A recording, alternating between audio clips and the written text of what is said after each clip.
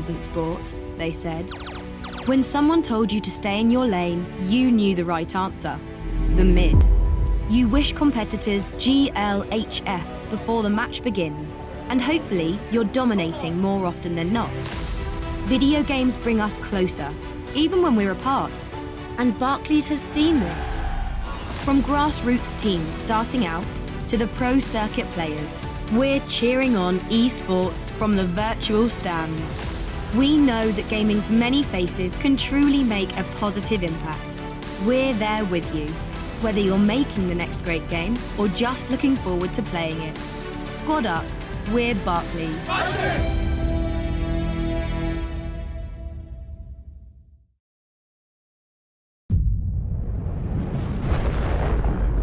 Come with us. The new generation. The next level. Sending it big. You're in for a good run, let's go.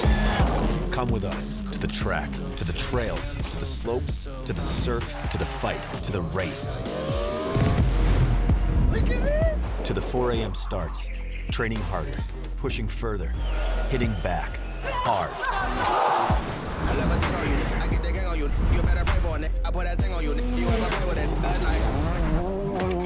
To the fans, to the followers, and the haters. But it doesn't matter. Come with us to the blood, to the sweat, and the broken bones. You rehab. We never quit. We never give up. We take control. To the world titles. To the world's first. The world's best. UFC strawweight champion. Come with us. We're just getting started. It's going to be so much fun, I promise you.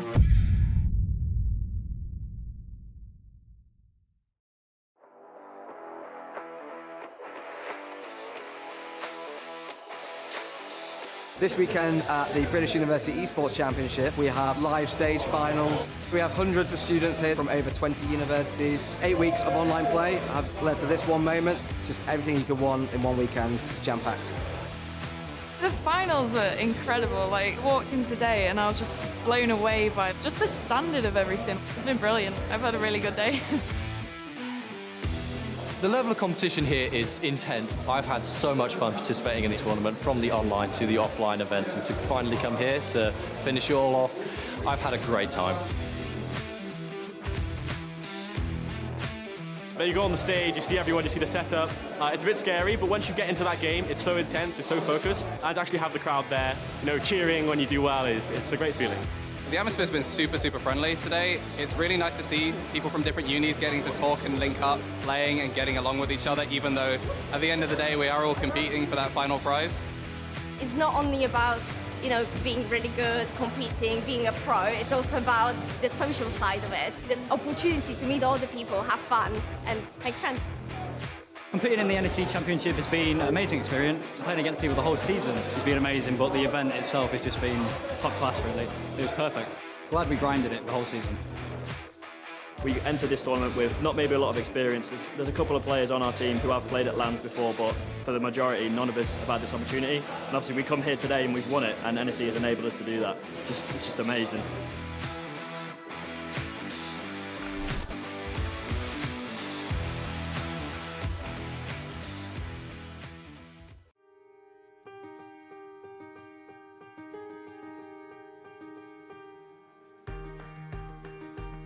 Nobody likes being left out. That's why Special Effect are helping people with physical disabilities to play video games.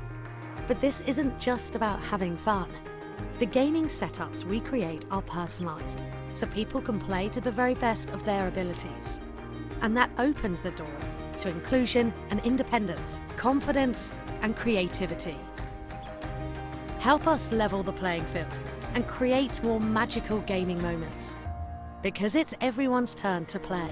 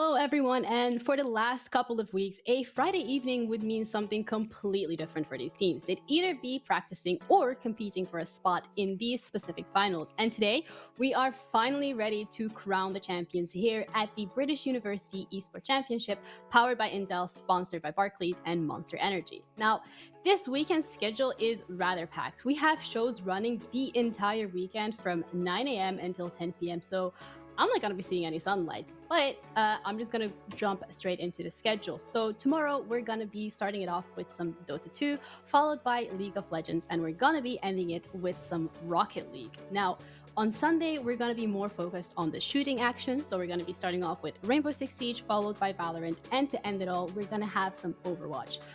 Trust me, I know this is quite a lot of information to process, and I promise you, this is not going to be on the exam. But if you want to make sure that you don't miss anything, do make sure to follow NSC on their socials and just visit their website. They have quite a lot of interesting initiatives, especially in university esports. And if that's something you want to get involved in, I recommend you check it out. Now, we're looking at a best of 3 here. So I'm absolutely ready to get this started. I'm really looking forward to finding out who is going to be crowned the winner of this year's winter edition. I'm Janiro, your hostess for today and for the rest of the weekend. So you're going to be seeing a lot of me. But joining me today are Nioke and Lesepe. Gentlemen, hello. How are we feeling about this? Not too bad, not too bad. I mean, we've come so far that we're at the grand final stage now here, Neokai, and it's going to be an amazing set of games that we have here tonight. Yeah, it's all down to this, right? Weeks and weeks of practice, grinding out games, getting consistent results on the board, and it's all come down to this. 2 teams left in it to compete for, of course, that all-elusive first place finish. Yeah, and 2 teams left, so let's talk business here, and business is going to be Counter-Strike. It has been quite an interesting season so far for these teams, especially when we're going to be looking at the favorites. So both teams didn't really fit into this category, if we're being completely honest. Rush B didn't even qualify for the championship bracket last season, and this is genuinely the first time for Team 4 to be able to make it this far. So, Nioke, what do we make of this? Maybe you can give us a little bit more about the season so far for both teams, and how do you think this is going to be contributing to today's action? Yeah, I think you hit the nail on the head, right? Both of these 2 teams, we didn't expect them to make it to this place. And credit where credit's due for being here. They've both, of course, put consistent results on the board, week in, week out, and let themselves a position here in the grand finals. Team 4 as well, there we see that placement history right at the bottom, from 20th to 13th, 9th, and now into at least the top 2. Again, talk about consistency, improving year on year, season on season. That's a prime example. The team led at the helm, of course, by Hannah the AWPer. Fantastic roster, and they'll be putting up very, very good performances. But it's over to the side. The University of Manchester side of Rush B, for me, who've been the real surprise. No previous placement history at all, and they have come out of nowhere, steamrolled through the championship bracket, and of course, let themselves in the top 2 here from essentially out of nowhere. You've got to give them that credit. They must have a real good influx of freshers coming through. Yeah, incredible performance from both teams here, really. And it's just reflected on those win rates. Both teams have only dropped 2 games so far, and one of the games that Rush B dropped actually happened to be against Team 4, which is quite a rivalry there. Lesepe, do you think this is going to play a role in the mental aspect of the games of either team, really? I mean, for Rush B, if they've dropped already a game to Team 4, and it was a close game, 16-11, so it was a very hard-fought battle, but they want to come into this grand finals, and they want to prove themselves, as the better team, so it's a bit of, a comeback story for them. But for Team 4, they've only dropped 2 games, and they've had an incredible run into the grand finals. Yeah, and these teams, have definitely currently been given the introductions that they deserve. We also spoke about the rosters here. Nioke mentioned Frosty, and he has been added to the roster for Team 4 for the quarterfinals. And incredible, since then, they actually haven't dropped a single map. Nioke, would you say that this is the player that we should be focusing on specifically? What else can you really tell us about these teams? Yeah, I think Frosty's definitely made a difference. It's coming in, as you mentioned, from those quarterfinals onwards. He's been a very high impact player, and for the likes of Team 4, I think that's what they needed. At times they looked very, very slow, but since he's come in, he's very methodical in the way he likes to play, very aggressive in his nature, and of course for Team 4, it kind of slots quite perfectly into their play style. They like going to puggy style maps, as we can see, and their most played map is that of Inferno, 100% win rate, and a lot of that is off the back of their aggressive nature, and Frosty fits into that perfectly. But of course, he's got his work cut out for him today. We mentioned these 2 sides have already played together before, but Rush B, they're not a side to kind of glance over, and over on the other side, the person for me who's going to be sort of, I guess say, challenging Frosty has to be Pani, right? He's a very, very high impact player himself, very, very good and very smart as well when it comes to the way in which he likes to play certain maps. So Frosty, while he's aggressive in his nature, I think Pani does have a decent way of dealing with him, but we'll see how it plays out today.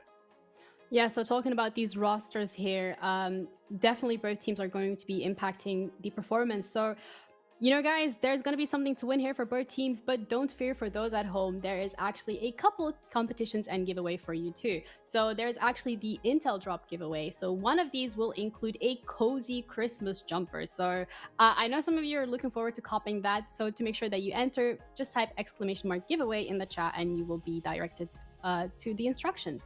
Now, that's not all. It is Christmas season here at the NSC. We are feeling joyful, cheerful, and in the mood to giving some stuff away. So there is also going to be a Monster Energy stock giveaway. To find out how to enter, just type Monster Drop in the chat in one word. And this will actually be refreshing after every single game. So there's a total of 7 Monster Energy stocks that you guys can snatch up. I would say try your luck. You can be like stacked up as me. I got one here, but my mic is kind of covering it. But that is not all. One another competition that has been mentioned like literally 10 minutes before the show started is socks for socks. So if you want to win some NSC branded socks, just post a picture of your watching party, whether that is virtual or at home and in person, and post it on Twitter using hashtag BUC Winter 2021 and hashtag socks for sock. Now, you're going to be entered in this competition to win this branded socks. Just make sure that if you are having a viewing party in person, that you are kind of adhering to the COVID safety rules. Stay safe out there, guys. You know, just take care of yourselves. Without further ado, let's jump into it. Now, both teams here, they seem to have a preference for their maps. So when we're looking at 87% win rate, which is absolutely incredible on Mirage for Rush B, but this is beaten by the 100% win rate on Inferno for Team 4. Lesepe, how do you think these stats are going to be affecting today's games?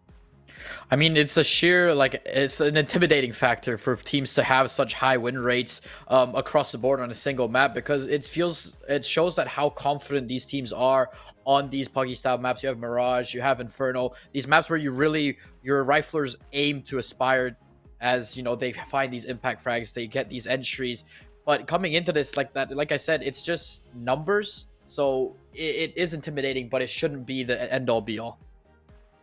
Yeah, and okay, is there anything you would like to add about these maps? And these win rates are quite high, really.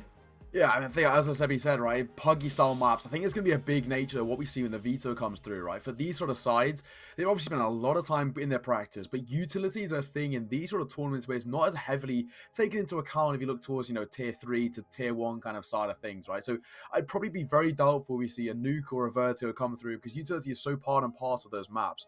Hence why we see Mirage and Inferno as very common picks. Aim reliant, and of course, if we talk about, you know, impactful riflers, for the likes of someone like Frosty, for example, a map which is very puggy in its nature. You speak about your Infernos, your Mirage, your Dust 2s.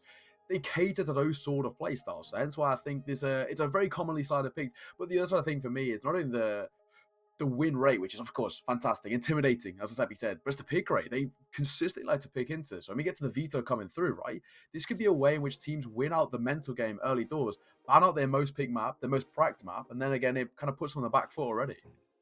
Yeah, thank you guys so much for these insights. I'm going to be throwing it to you too, so you can further discuss it on maps and picks. Wishing you guys all the best with the cast, and good luck to both teams participating. Appreciate it. Well, let's break this down, right? Of course, we've got the 2 best teams left here in the NSC, right? And on the map picks, we've already spoke about how different they could be coming into this. There's a couple of wild cards that could come through. I think we sort of spoke about this in the green room before. Ancient is one we definitely need to speak about. Do we see an Ancient come out today? I mean, Ancient is just one of these maps that, you know, it comes out to the fact where teams throw this in at this stage, this kind of tier of play, as a really, really wild pick. You know, it's one of these maps that teams probably don't do a lot of scrims on. They don't do a lot of, you know, pracs on. So if you are a team that's, you know, utilizing this and, you know, taking this to your advantage, you can really show up with a wild card, and it's amazing. Yeah, absolutely spot on. We've got our first map as well for you. Picked by the likes of Rush B from Manchester, Mirage. They've got their comfort pick. This is where now things become, I guess you could say, slightly concerning over towards Team 4, right? They've got their best map, and this could already start to net them a little bit of a slight advantage heading into their opponent's map pick. But of course, when you look at it in the grand scheme of things, Mirage is a map that everybody knows. All the utility, all the executes, every single playstyle Mirage has been done at some point. There's nothing new anymore, right? You very rarely see anything new come onto this map. So because of that, when it comes down to its absolute core elements, it's all about your aim in the server, which goes back to what we were saying about Puggy style maps. 100%. I mean, in the map like Mirage, you have all these, utils that we all know. We all know, you smoke ticket, you smoke jungle, stairs to entry on a site. It's textbook paper stuff. And it's whether these teams, like you said, the likes of Frosty and Panny, they need to show up on this map. They need to be getting these entries. They need to be getting these hero plays if possible. And this is where you really shine.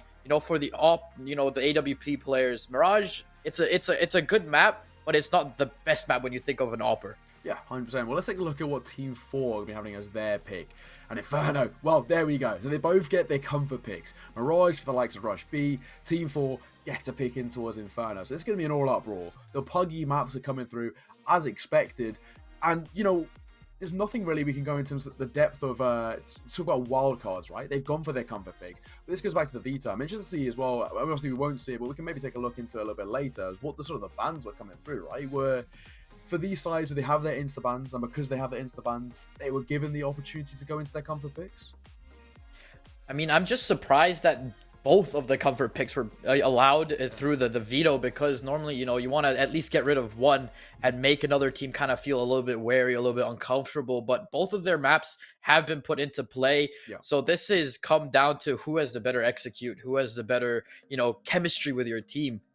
But like maybe map 3, we have some surprise. But coming into that, we will just have to wait and see. Yeah, and of course the side of map is a best of 3, so we have one as other side, and it's Dust 2, so we get all the Puggy style maps. We said it, we predicted it, and that's exactly what happens. Mirage, Inferno, Dust 2, the sort of the age-old, the absolute bog standard when it comes to maps, and because of this, it goes back to exactly what we were saying, right? There's nothing new. It's very rare that you see anything new happen on these sort of maps. They're so well played. We talk about when you play your third party, even your matchmaking, right? Mirage, Inferno, Dust 2 are probably always in the fray, to say the least. So because of that, it goes down to its absolute core elements, the Puggy style of play, aim-heavy duels, and this is going to be a big thing. It's going to be about those aim-heavy duels. But another thing that you touched on earlier, all 3 of these maps, to a degree, don't massively benefit an AWP. I think Dust 2 probably the most of all, with in towards mid, in towards long, but I think for the most part, it's very, very rifle dominant. If you're talking about AWP-heavy maps, I think a prime example has to be Ancient. We're speaking about that a little bit as well. Vertigo, I think, is another great one. But Dust 2, well, an AWP can have its prowess over towards long, over towards mid, a couple of flashbangs and a rifle, and it's exactly the same level. Yeah, I mean, like, with the AWPers, if they, for Team 4, they have a designated AWPer. We know Hano is more than capable to do what he does best. But on the side of, Rush B, they don't have that standalone AWPer, and it's gonna be interesting because all these maps are rifle heavy, and if all your players are able to consistently hit rifle shots, they're able to utilize the combat of a rifle, your AWPers, Hano's gonna struggle a little bit, I feel, because like you said, few flashes, a few smokes, get rid of that line of sight. You're really put in the dust here, and you have to play these weird off angles. Yeah, for me, I think Hano is essentially the win factor for Team 4 commenters. As you mentioned, he's the only dedicated AWPer. Rush B have no dedicated AWPer. They might have a couple of players who have the ability to pick up the big green, have that sort of adaptability where they can swap from a rifle into an AWP to try and challenge Hano. But the fact that they don't have that dedicated player does, at times, could be seen as a benefit or could also be seen as a negative side of things, right?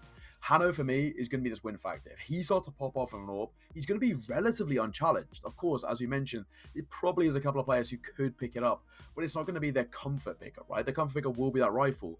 So this starts to lend maybe a little bit of a handover towards Team 4, but we're going to have to take and see, right? It's Mirage. That's where we're going to kickstart and things. Map number 1. The AWP could be dominant over towards short, dominant connector, mid as well. That is their area. But as you mentioned, a couple of flashbangs, a couple of smokes, and they're completely isolated. 100%. For right now, teams are probably talking about through their strat books, looking to, come out swinging.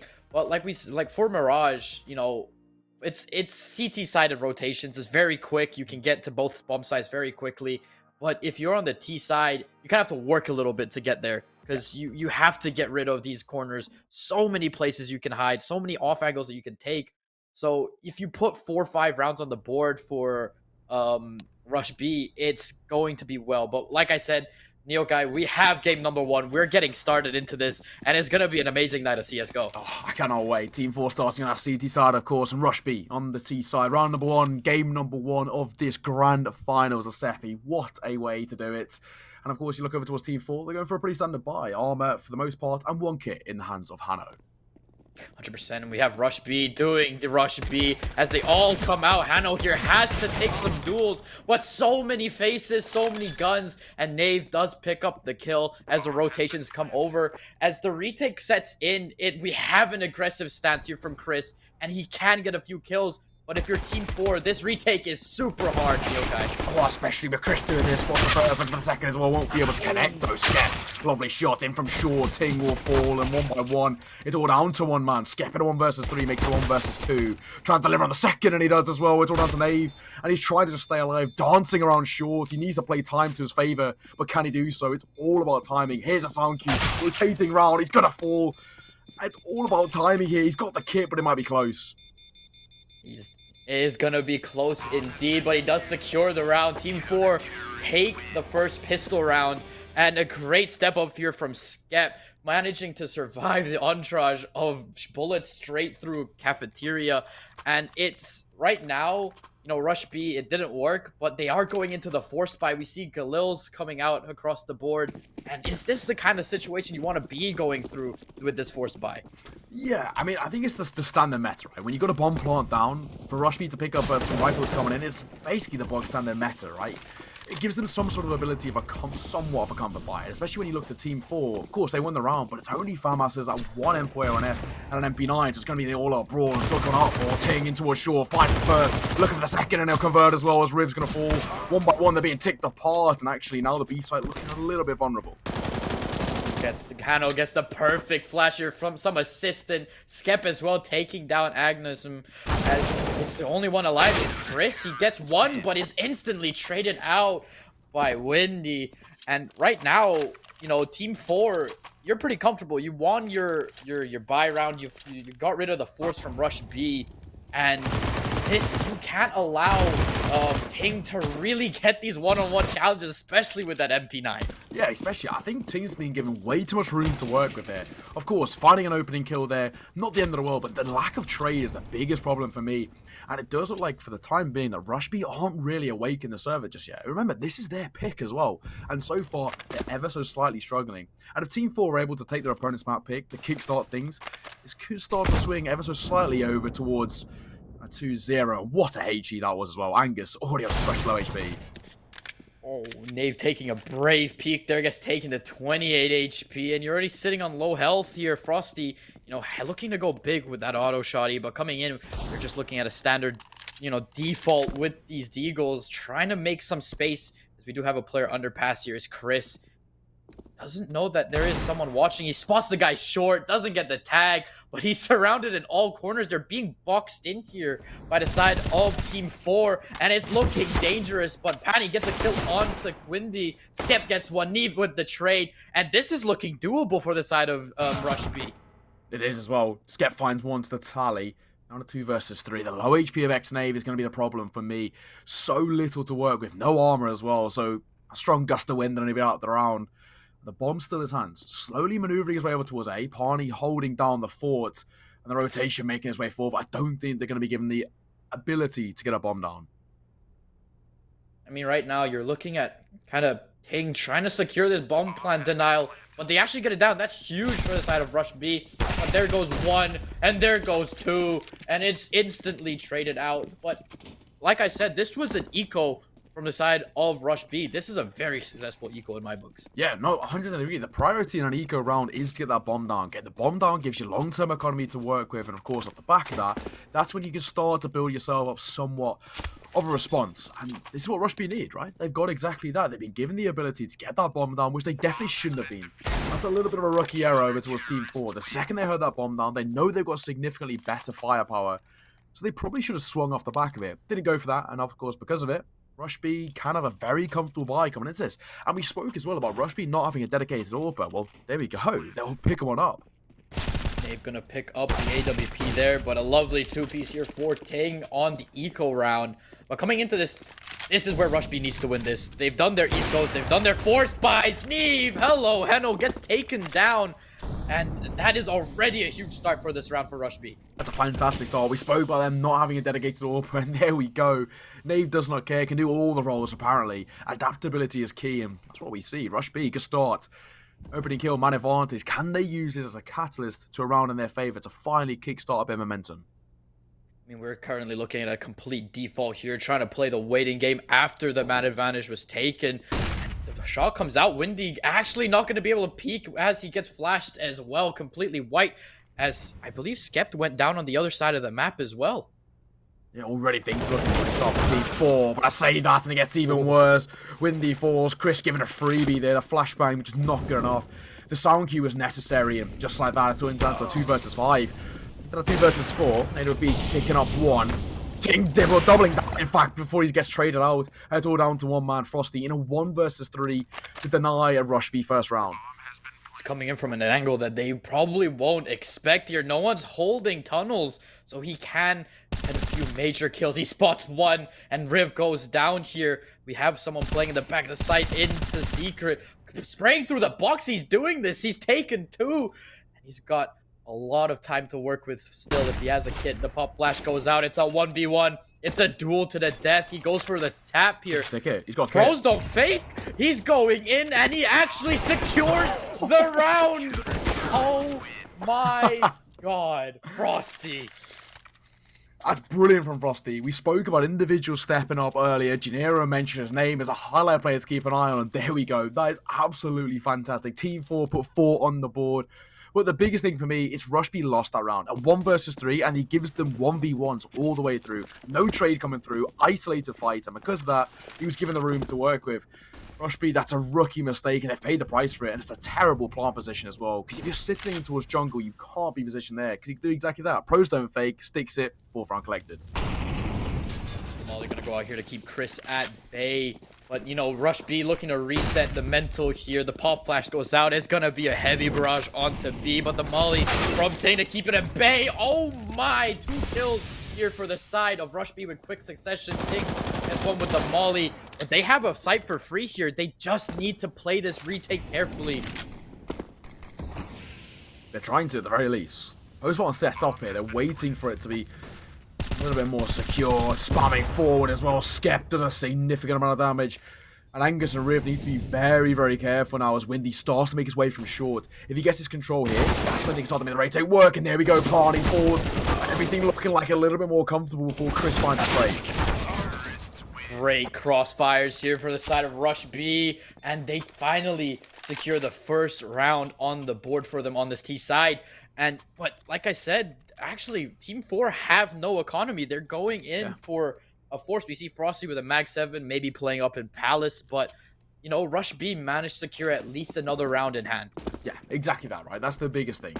Rush B finally getting off the board gives them some room to work with, and as you mentioned, the biggest thing is the long-term economy. Team 4, nothing to work with.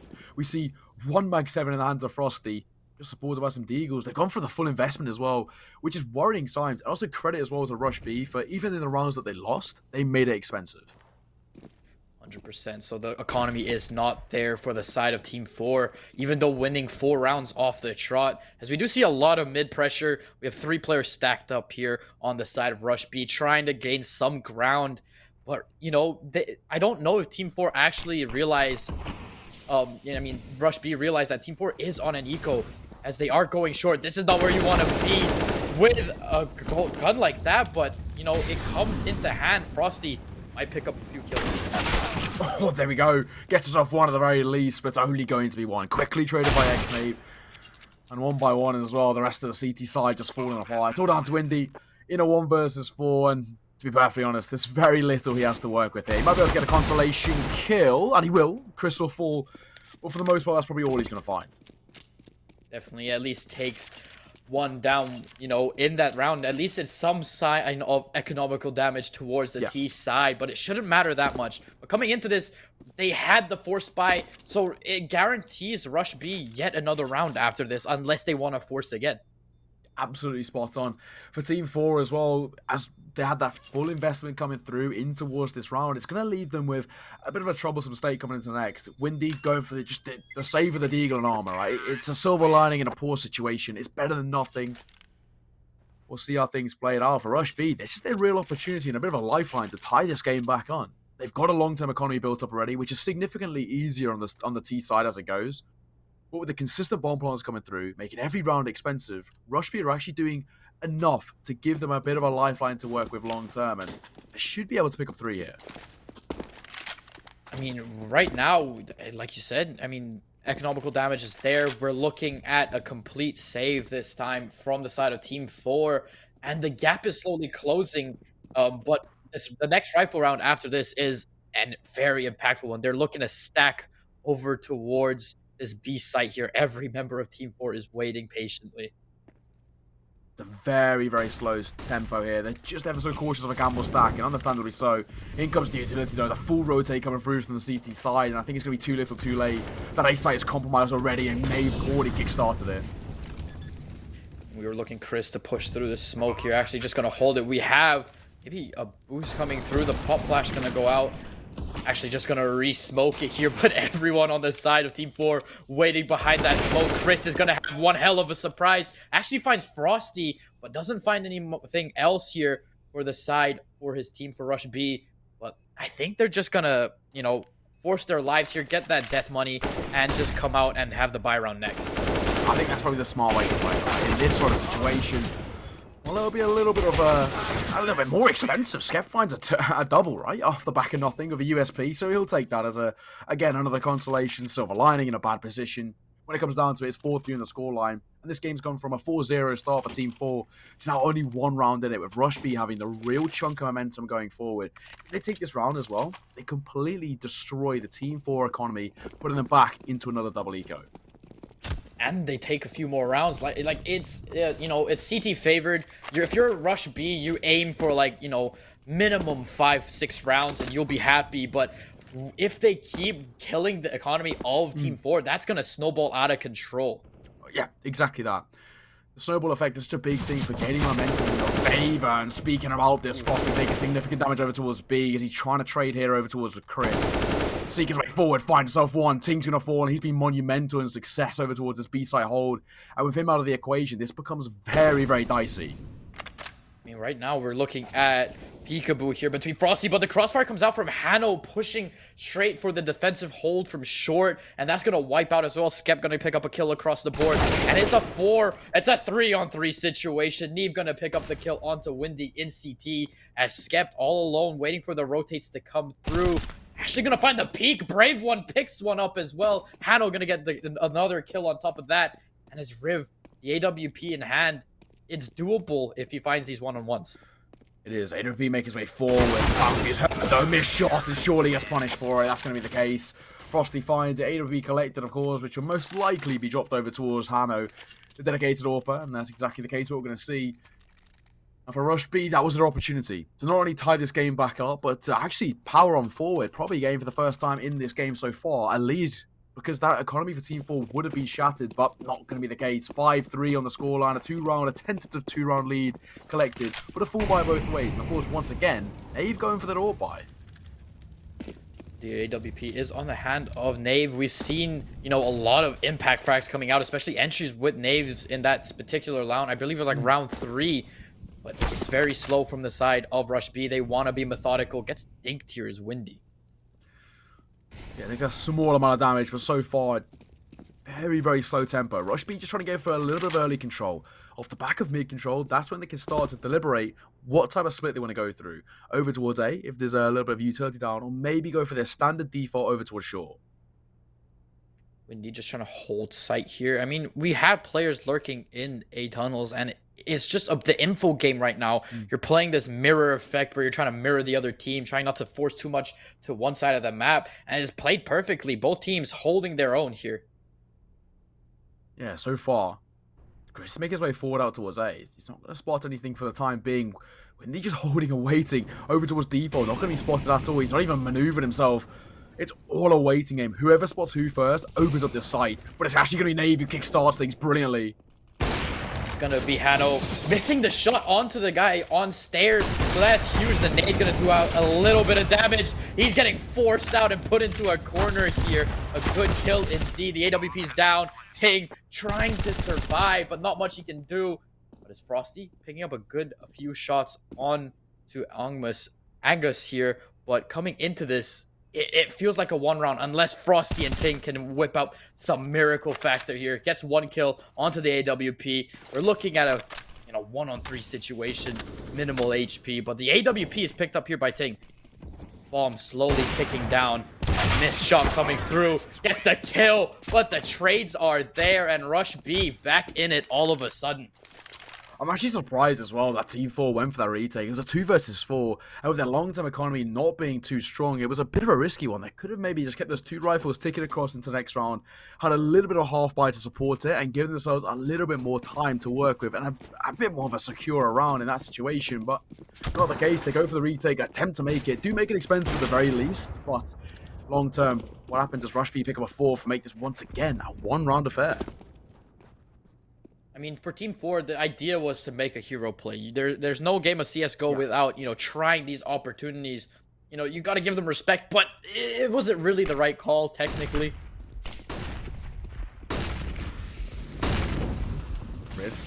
Maneuvering his way forward. This A side looking for the most pretty vulnerable, especially when they're falling. But I say that Deagle finds 2, at least making it expensive. It's all down 2-2 in a 2 versus 3. Nate taking damage, but they got information on 1. Rotation coming through. Will be good enough to pick up an AWP, but that's it. Parney finds that trade, and Frosty, they spotted him earlier. This should be a done round. Definitely, they're just going to keep Frosty at bay all the way in CT. Not much he can do. The bomb's still not planted, and Frosty kind of just has to go for the kills here. He's got a deagle at hand, and he's just got to find these one taps. They're really timid. They give Frosty a lot of respects not to even go for the bomb plant just yet. Actually, I thought for a second as well Frosty can make his way forward deny that bomb going down. Time is of the essence, but not going to be the case. Game tied.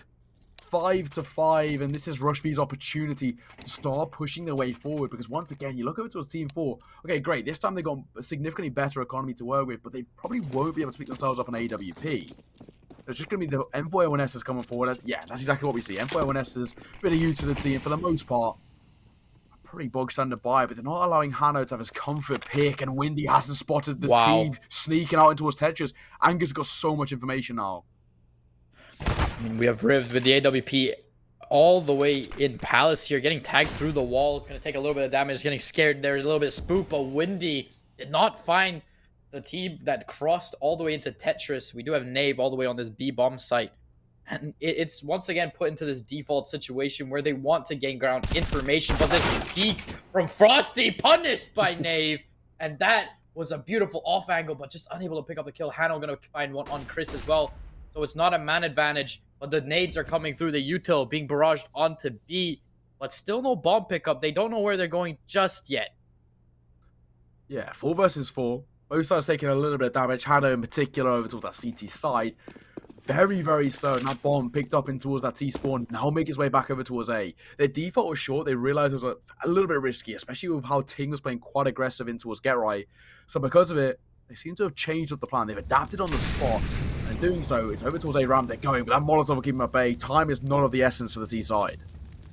I mean, right now we still have a player, Windy, sitting in pad, and he gets instantly deleted. Angus about to, take my words out of my mouth as we do get the AWP onto Hano. Nave gonna pick up a kill onto Skep. Last one standing is Ting.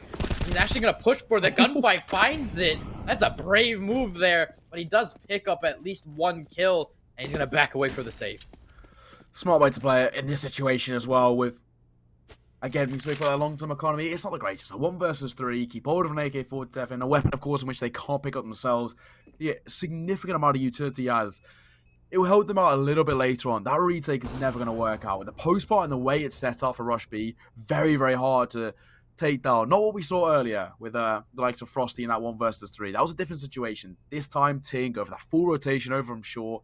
Never going to happen in enough time. And just like that, for the first time in this game, we see Rush B take a lead 6-5. And they're starting to really find their footing. I think they're just a slow starting side. They didn't look awake in the server when we got into it, but now they definitely do. I mean, for Rush B, yeah, they're certainly waking up, and we have a tech pause coming through. You know, Team 4 trying to pull themselves together. They've won the rounds, you know, to put the scores up there, but they've not won the rounds that really mattered, in my opinion, so far. Yeah, it's all about those high-impact rounds, right, which really make a difference towards the long-term economy and the long-term standing and momentum. And so far, it's all been going Rush B. They're very, very good at breaking down their opponents, and even in rounds in which they don't win, they make things very uncomfortable, which is the key thing for me. We spoke about how in rounds where they weren't winning, eco rounds, you could call them, for Rush B, they were at least making it very expensive. And the priority is getting that bomb down, which they could consistently able to do. And maybe that goes back over towards Team 4 about not having the president to know that they should be denying that bomb going down every time they can. We have an aggressive stance mid here. The AK-47 and not fighting anything. Angus putting sleep to Ting and Skep. And the round already kind of ruined. You can't really reset after rushing so many people down mid. Big nade coming through, though. It doesn't matter. Frosty's actually the one to find it. It's all down to one man. Windy in it. 1 versus 5, and let's be honest, not a lot he's going to be able to find here. Or I speak too soon. Does deliver onto 1. Riverfall with a quick trade comes through from Parney, and just like that, 7-5. Rush B 1 round away from winning at half. And already, you got to say, credit where credit's due. They've turned things around from a 4-0 start to now a 7-5. They're very much dictating the tempo and dominating it so far. Definitely. I mean, we can't also discard that this is Rush B's map. This is where they're most comfortable and where they're most, you know, associated as a team when it comes to this map. So it's really showing that they know what they're doing. They play these rounds super crucially with these picks. Like you said, the economy never stable as we look at it now. No one has money on the side of Team 4. Exactly that. Over towards their site as well. When they're going to fall, but a quick trade coming in from Skep. Full by both ways. Frosty this time picking up the AWP. Still in a 4 versus 4. No orb as well, funnily enough, for Rush B anymore. They're not opting to put an AVE on that AWP. With a double orb setup for the CT side, that could be the difference maker for Team 4 turning things around. I mean, it's definitely a different... It's definitely a change of tempo running these double ops. We do see Frosty picking up a kill onto Rip there, and he might find another one. Doesn't find the timing, actually getting swarmed, but the crossfire, the backup, Frosty finding another, putting a third, and the round completely wiped clean by Team 4, and, you know, Frosty picking up that 3 crucial frags. Frosty's the one that we came into this series talking about, right? A fantastic player in his own regard, significantly putting up performances from the quarterfinals onwards, making that difference that Team 4 needed to find the success. And there's a prime example. Stunning. With the AWP in hand, does not matter. Rifle, orb, he can do it all. And Frosty's come up huge. 6-7. And technically speaking, Team 4 can still win the half. We are looking at the last 2 rounds on the board here. We're looking at another default coming out from Rush B. And I like the way that Rush B played. They play so much on the info kind of side of CSGO. But right now, they're trying to take initiative, switch the tempo once more, and maybe rush onto a site to try to catch them off guard. Frosty going to take down Neve with the AWP. So right now, he's moving about the map, Frosty, and it is really becoming a nuisance. Yeah, Frosty's being really problematic. He's very hard to, well, essentially counter, right? Because they know exactly where he's set up. He's been over towards B, now over towards A as well. And for the T side of Rush B, they're in a bit of a tough spot here. Frosty is so far unable to contain, pick himself up an opening kill, and Team 4 are normally very good when they pick themselves up a man advantage at keeping it. Frosty still playing on that ticket angle here, but Angus looking for that head peek. I don't know if he sees him there, but it's so close. Oh, there you go. You find him finally. Skep being taken down by a nice boost from the side of Rush B, but they need to clear this AWP away. Nade not going to do damage, but this line of sight needs to get rid of. Then we see the smoke come out. Almost find the shot there is Frosty, but the site is being under attack here. I believe they're just waiting for the retake. They're going to wait for the bomb to go down, maybe aggress it. But Angus gets the kill on the Hano. Spraying through the smoke is Ting, only tagging the player at hand, and the bomb is gone down.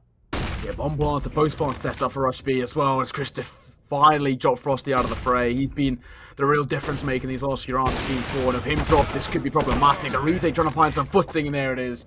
Angus and Chris on cleanup.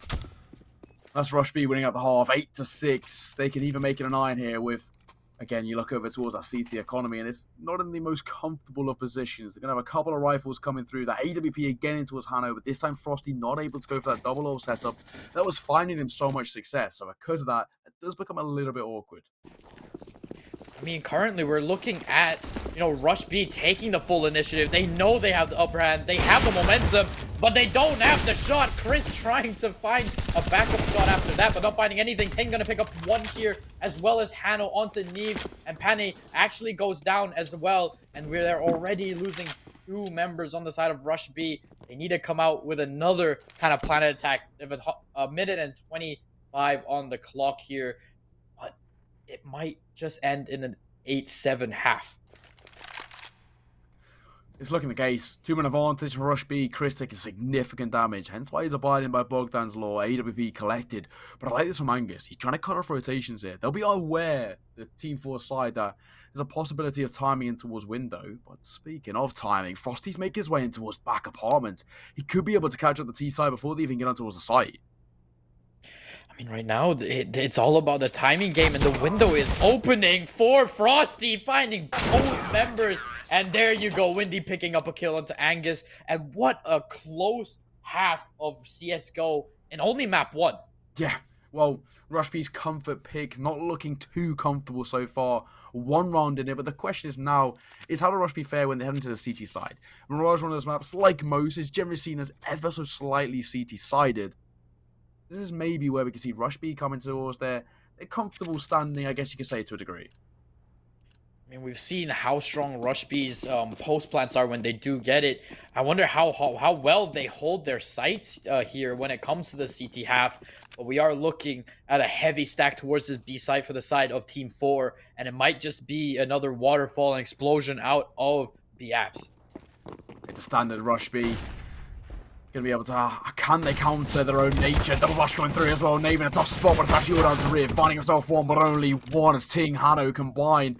And just like that, the site is compromised. Team 4 bomb down, post plan set up, and this time with a man advantage.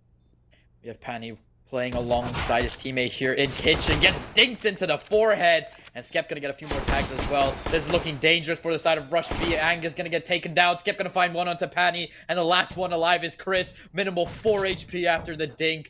And you're kind of not doing much here in this situation, are you? No, and they know exactly where he is as well. Hence why they're going hunting. Skep gonna clean things up. And just like that, Team 4 tie this game up once again. 8-8. And these two sides evenly matched as they come. Right down to the grand finals. And there's not a round in them. 8-8, you come off the pistol round, which is huge for Team 4 after being a round down after the final round on the CT half. Kind of equals it out. You're on your buy round now, AKs and Galils all around. But Rush B are going to take the sensible approach. They're going to 5-man stack B site with a full eco. Yeah, it's a bog standard, isn't it? When you're on that full eco, just go for the pistols, go and post up over towards B. Hence why we're now seeing Team 4 play things quite methodical. They're looking for a little bit of information early doors, hence why they're slowly making their way in towards mid. Bomb drop nearby as well, so if they want to, they can have the ability to go for a split. Just got to hope for them that that split isn't over towards B, because it could become a little bit dicey. A lot of pressure being put up here by Team 4 in this mid section of the map. But, to push this slow, knowing that they're most likely on an eco, both teams have immense respect for each other. And, they know what each team is capable of. So it's a great show of sportsmanlike and great gameplay. Yeah, back then, trying to make his way forward as well. Spotting out 2, in fact. But I think off the back of that information, that bomb's going to fully rotate. They know they've double stacked over towards this side. Windy, though, finding himself 2, looking to make a 3, won't quite connect, though. The A side completely barren and open. Plant nice and open into his front triple, or front default, may I say. And now for Team 4, post plant to be set up. But the thing is, they have dropped a couple of weapons across. A Mac 10 and a Galil in the hands of the CTs. That is a weapon area that they did not want to find, but Skep going to pick up one, Hano going to pick up the other. And this is looking like the round done and dusted. And just the only survivor is Chris, looking to maybe find a few kills here with the MAC-10 from the over-aggression of Team 4. They want to get rid of this weapon here for Team 4. They don't want the MAC-10 to be passed along for the next round. Skep not gonna really aggress that angle just in case he gives up an AK. 9-8 and a pause coming through as well. Stunning stuff so far. You are the likes of Team 4. They're starting to really pull away. And of course, you look towards Rush B. They've now got the economy to work with to pick themselves up a buy here. But it goes back to the same thing. No AWP coming through. And on CT side, I think an AWP is not a necessity, but it definitely gives you an extra added advantage. And we saw precisely that with the likes of Frosty and Hannah, right? With them in an open hand, they at times are unstoppable and really, really good at just denying essentially what the T side were trying to opt for in terms of an execute. But the fact that Rush B don't have this could become problematic when an execute comes through in the first full buy of the second half. Rush B going to take the tack pause here. Going to really, see what is needed to be done and hopefully adjust. We have the M4A1S buys here all across the board. But right now, it's the similar factor that it comes to Team 4 taking the first few rounds of the match. But this is the round that matters. Your buy round, your most expensive round so far. And it is going to get a ding. Angus going to pick up one, instantly traded by Windy. And it's a 4-on-4 situation. Windy, minimal HP as well as, they do waterfall onto the side. They do get the bomb planted here. And the retake is in fruition. They all back away, holding this both plant. It's going to be a 4-on-4. Huge nade coming through as well. Already, Hannah and Windy in a real tough spot. If you look at them, the T-side not looking great, but talk about great team. Beautiful presumption there. Naval 4, but Chris finds at least himself a trade. Back to 3 versus 3, but time is of the essence. Wow. That is instant. Great clears here for the side of Rush B, but it's Ting finds one. Cat finds the second, and that will be hopefully what the end of the round comes to as a Rush B win here, but the bomb is slowly ticking down. No kit in hand, and it is very close. Rush B, they win the round that matters. Yeah, that's the one that mattered. We said at times as well, it looked like Rush B were, still keeping within arm's reach, but weren't winning the crucial rounds. Well, there we go. We speak about crucial rounds. That's a prime example of it. 9 down on the scoreline. We're tied once again. And these two sides, inseparable it seems at the moment. Another full buy both ways, but a little bit of a question mark over towards Team 4. And Galil on Mac 10 does make things ever so slightly dicey. We're looking at a classic, 2-on-2 here, maybe from the side of Rush B. Heavy mid-pressure from Team 4. Window not being smoked out just yet. We have Patty, a bit brave from the man. It's not a likely peak that you would take, but it's traded out by Angus. So Rush B, I want to talk about something I've not touched on just yet. The trades that they managed to pull off are super, super clean. They always make sure that you punish Team 4 for aggressing. Absolutely spot on. Look at them now as well. The CT side needs to be careful not to be too overzealous. They're playing a bit of a 2-2 stack. 2 towards B. The rotation started to tentatively make its way ever so slightly over towards A position. If they go over towards B with a deep apps control, if they fall, if they falls, that becomes a really tough situation over towards B. Managing to find his way into sandwich here, but Angus going to pick up a kill as well on Hano. So that is already a great start for this late half of the round. We do see 2 players stacked up onto connector here, not pushing through just yet. Chris gonna get taken shots by tunnels here, but they all flooding onto site. There's one. Get great trade once more from Chris, trying to find another, but unable to find it. Windy gonna pick up the kill assist here for Frosty, and it's a 2-on-2 situation. Neve and Riv here, and the flanks coming out from Neve, I believe, as they are setting up the 2-on-2 situation. Yeah, it's a nice passive setup here in the post plant. 2-2, a little bit of a crossfire coming through. They can play off trades, play off contact. As Windy finds himself one. Riv all alone in a 1 versus 2. Got the information on one, and the dink as well. Low HP, and he should be able to convert this. USP whipped out to try and make this a little bit easier to work with. He's going to be able to do it. Nave, brilliant. In the 1 versus 2, comes out on the top. That dink was fantastic. Connects with the spray. The movement, may I say, over to a shadow. A bit of a risky one for me that wasn't worth the reward. Definitely, but it was kind of just an instinctive play. Maybe it was the player just being kind of autopiloted, playing in towards that shadow place, getting punished as well. But Rush B, they secured the double digits first, and this is a very, very good sign here, especially for their map. Yeah, exactly that. Well, 10-9, double digits first. As you mentioned, sort of makes all the difference. It gives them the long-term momentum, I think, going forward.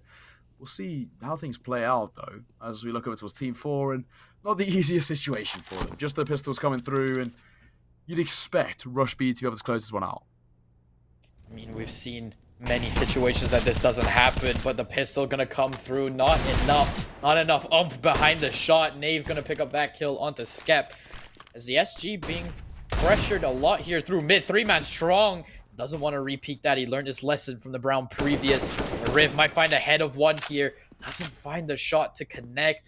As they are looking to play towards this mid connector side. We have a player on ticket box here.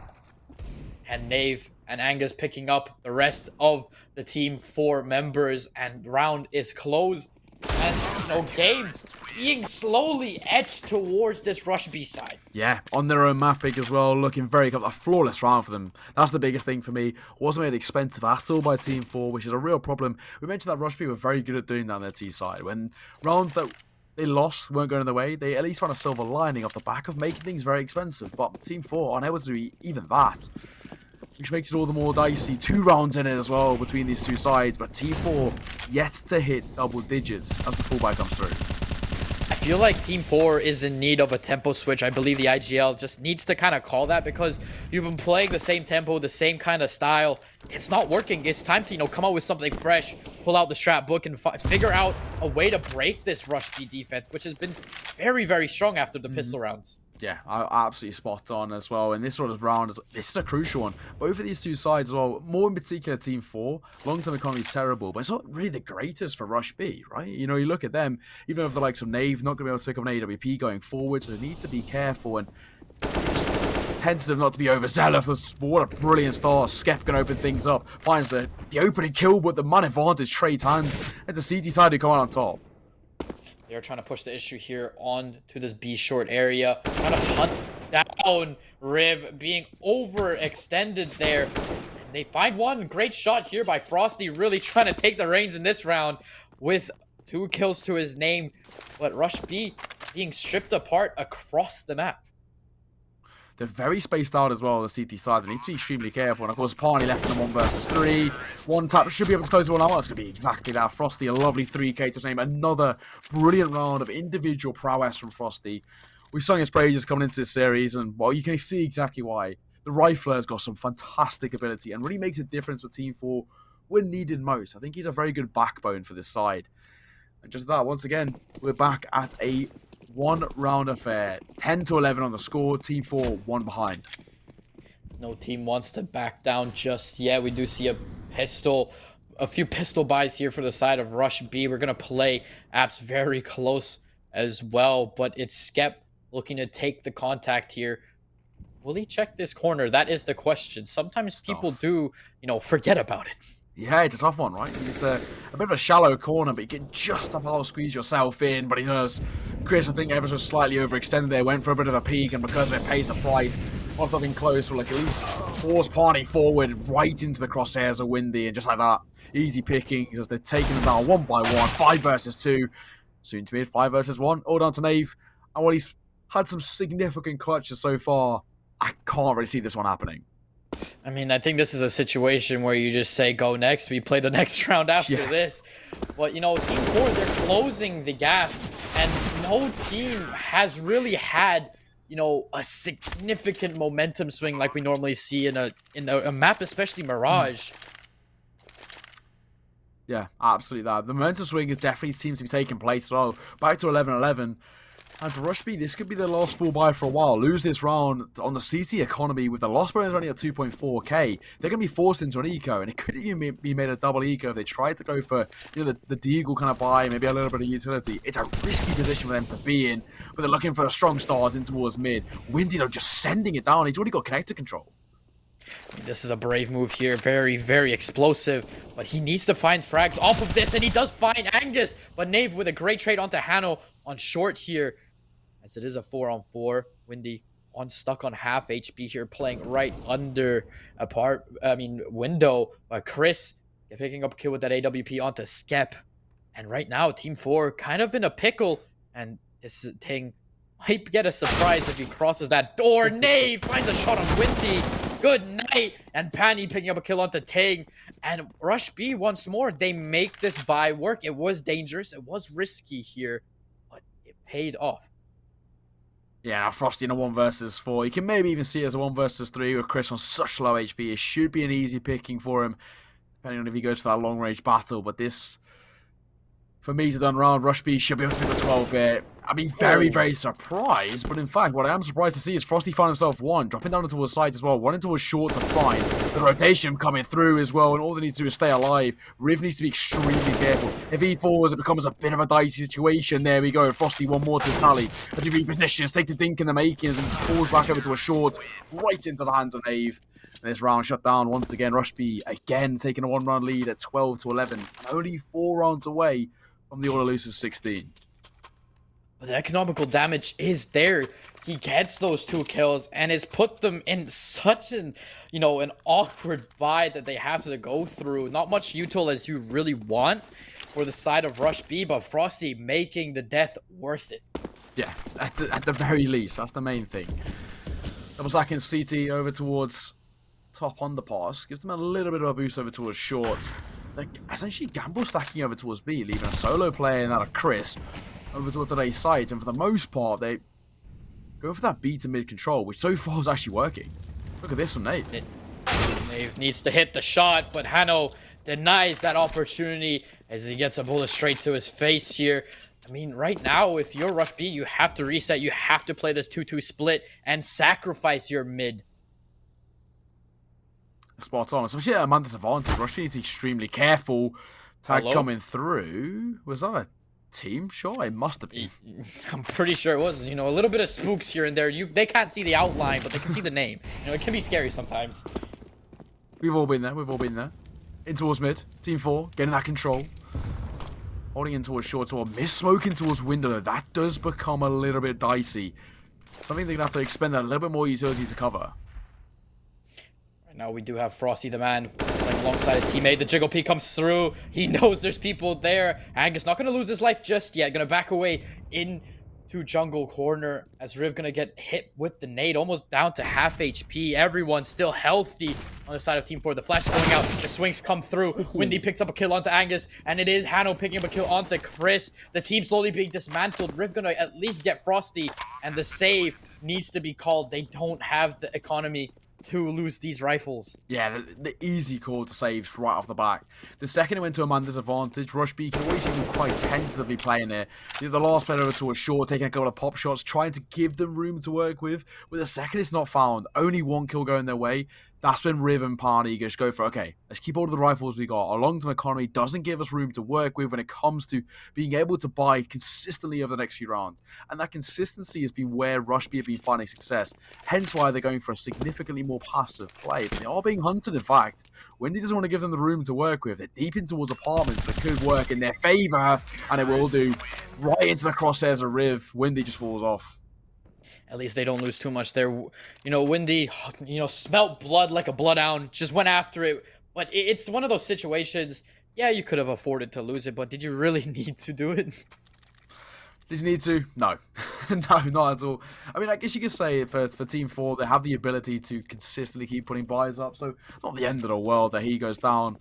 Just sending him to make it a tiny bit expensive. And speaking about expensive, look at this gamble of a buy from Rush B. Wow. 1 M4, 1S, 2 FAMASs. That is really risky and, for me, a little bit overzealous. This might be, if this round does not go in favor, it might be game or at least close to it. But Nave going to at least get the trade onto Ting here after losing his teammate. So it's a 4-on-4. They do pick up an AK, so they have 3 rifles in hand. This looks a little bit better, but the AWP still in play. That 1-hit factor. And he gets actually taken down from the back. Nave finding Frosty with his back turn. And Rush B gambling on this eco. And it's Nave picking up 3 with very, very crucial kills indeed. Starting stuff, uses the over towards this B side now. Skep trying to make his way forward, and somehow the CT side are in a driving position with such a low buy. But I say that, and one's going to fall. Still dancing around the site. Skep trying to make some room to work with, and has got 50 seconds on the clock as he drops the last remaining pillar. The rotation coming through. And all about High wants to play this into a short, but it's Angus who comes out on top with a sumptuous deagle shot. to give Rush B their third team, and somehow, some way, they have survived. That round was so back and forth. Neve picking up crucial kills back to back to back. But somehow, you know, Skep pulling out the clutch almost. But Angus shuts him down with a great deagle shot. That's a beaut as well. From such a long range. Domes him out of the round. 13-12. And Team 4. They're on an eco. Yep. As you mentioned, the eco. Nothing in the bank for them. We're looking to play this B side very heavy, but the crossfire setup. The Panny is playing that anti-flash just in case the smoke gonna pull. But Skepta, this is your go side. The shocks come through. Neve's gonna find one, and it is gonna be Riv as well. And it's Penny saying hello, gets dinged, and Frosty picks up a kill. Maybe picks up a second, has a rifle in hand, but that is 14-12. Team 4, their backs are slowly against the wall in game number 1. Starting stuff, 14-12, 2 rounds away from taken map number 1, their own pick, Rush B in the driving position. The all elusive 16, ever so close, in reach as well, and especially with Team 4. Lose this round, this could be their last buy of map number 1.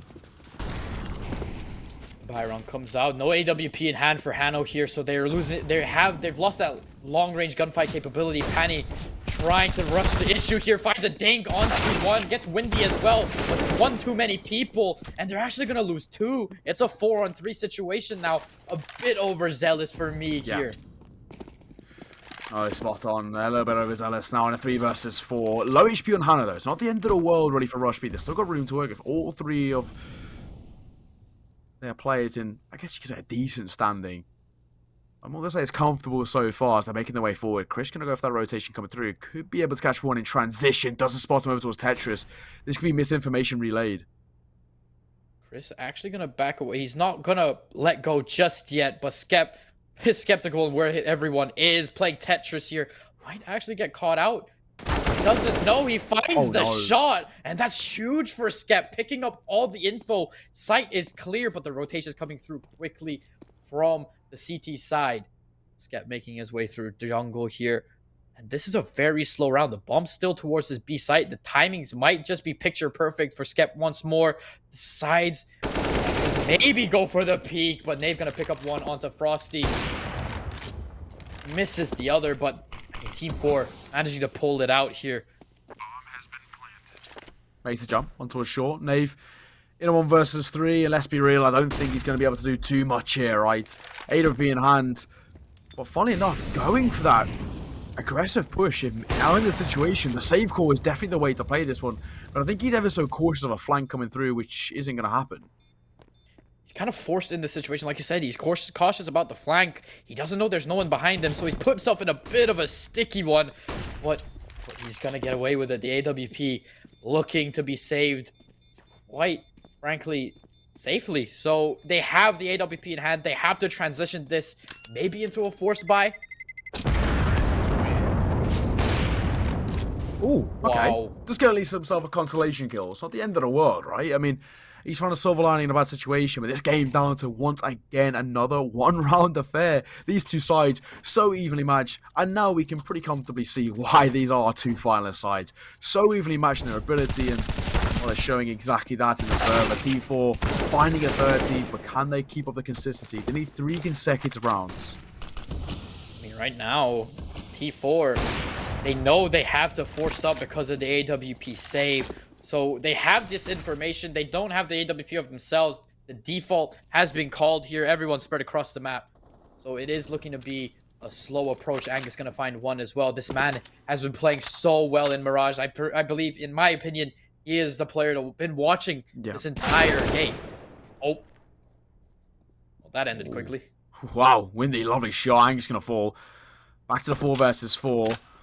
We need a bit of a tough situation, though. Only 9 points of HP to work with. It needs to be very, very cautious. And for Rush BB, speaking about cautious, look at Riv's buy. Just that deagle does make things a little bit difficult. Right now, we do have a player towards Tetris Ting, just waiting for any sound call possible. Chris playing under here. He might even hear a misstep. He's going to know if he throws this smoke out.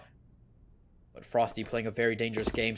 2 players stacked up on site. And for Chris is going to find him right in the back. But Riv, this deagle, prime position to play it. He's gonna swing, but it's Ting with the quick reaction. Gonna waterfall into sight. The bomb is being planted, and it's a retake situation. And Windy's still stuck on that 9 HP.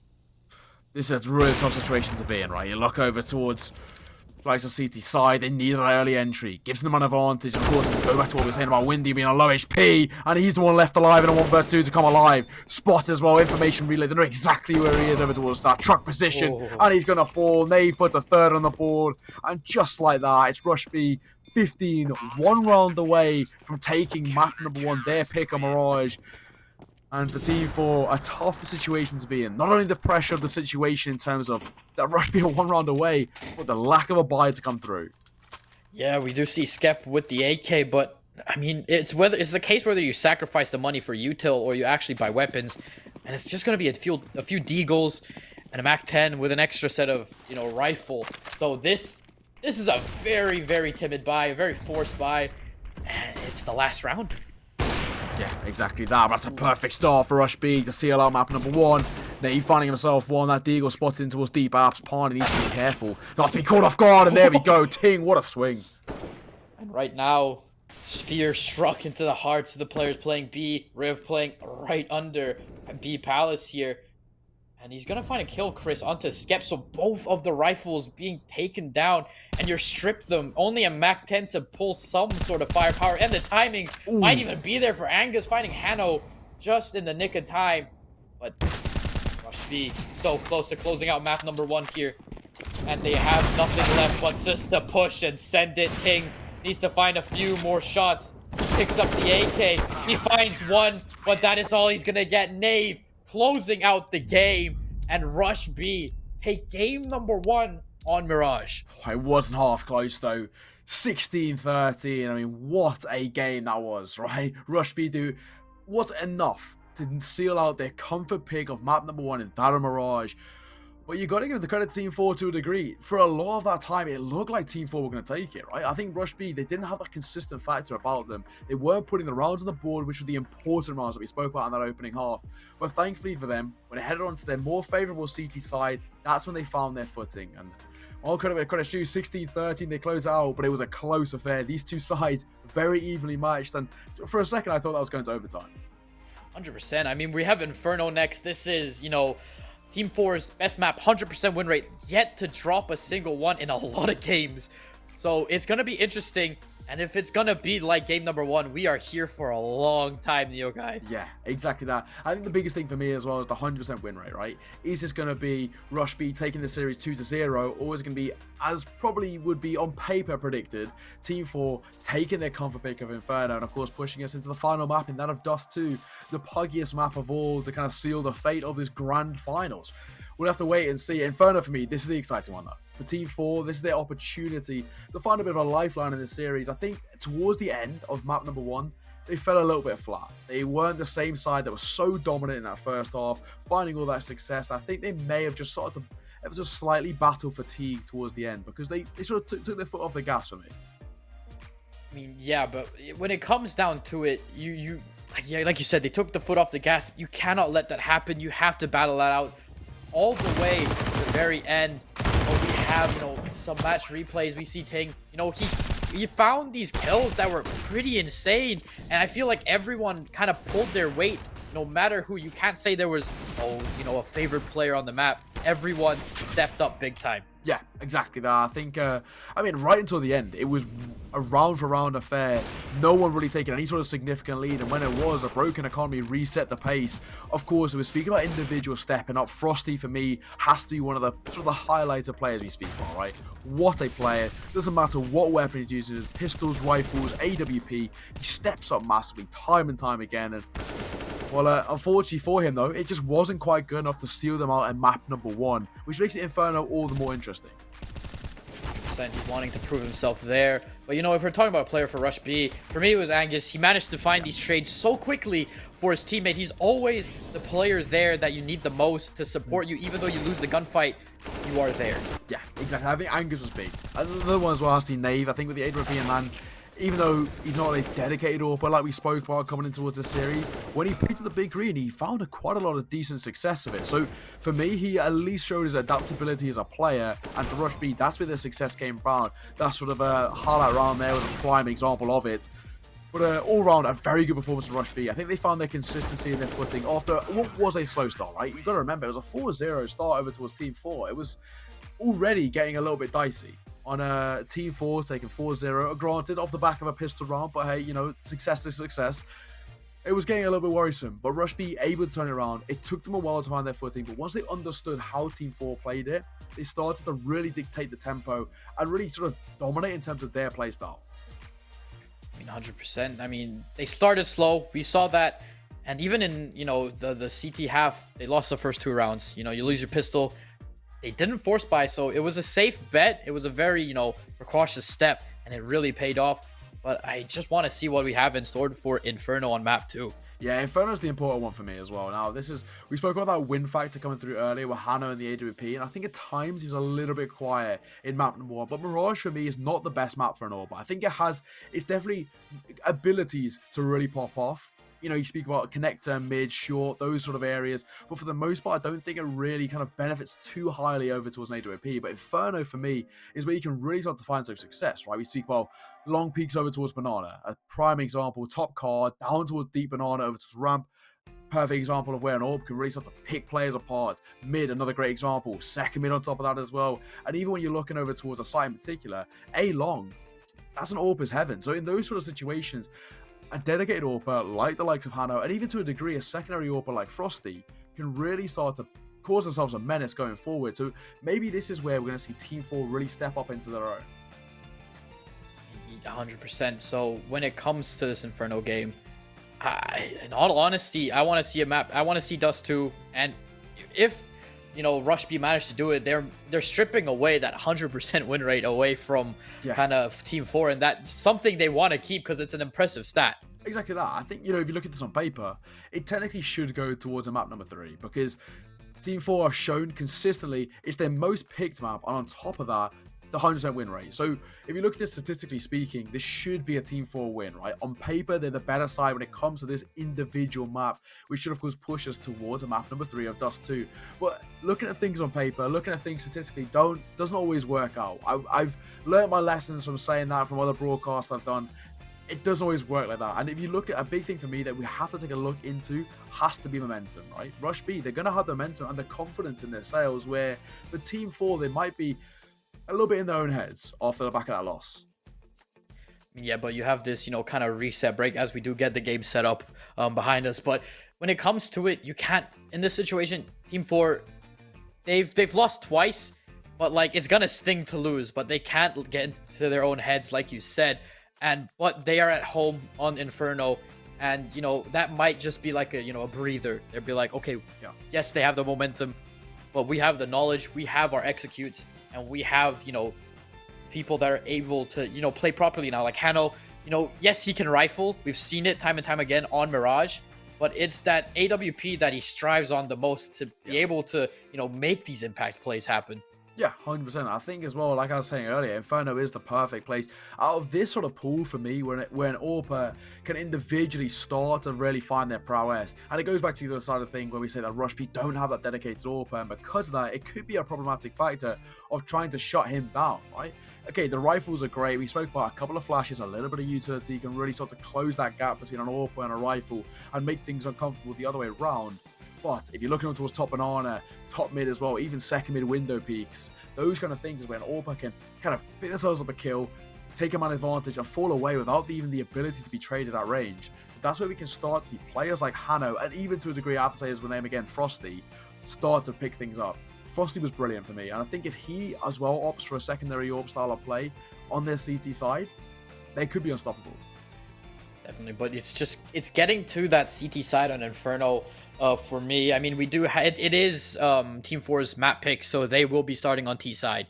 And it's gonna be a little bit hard because if we have those likes of like Angus, we have the likes of Neve playing these prime pillar positions for their teams, it's going to be a struggle to, make that happen, to put yourself in a comfortable position to prepare for that CT side.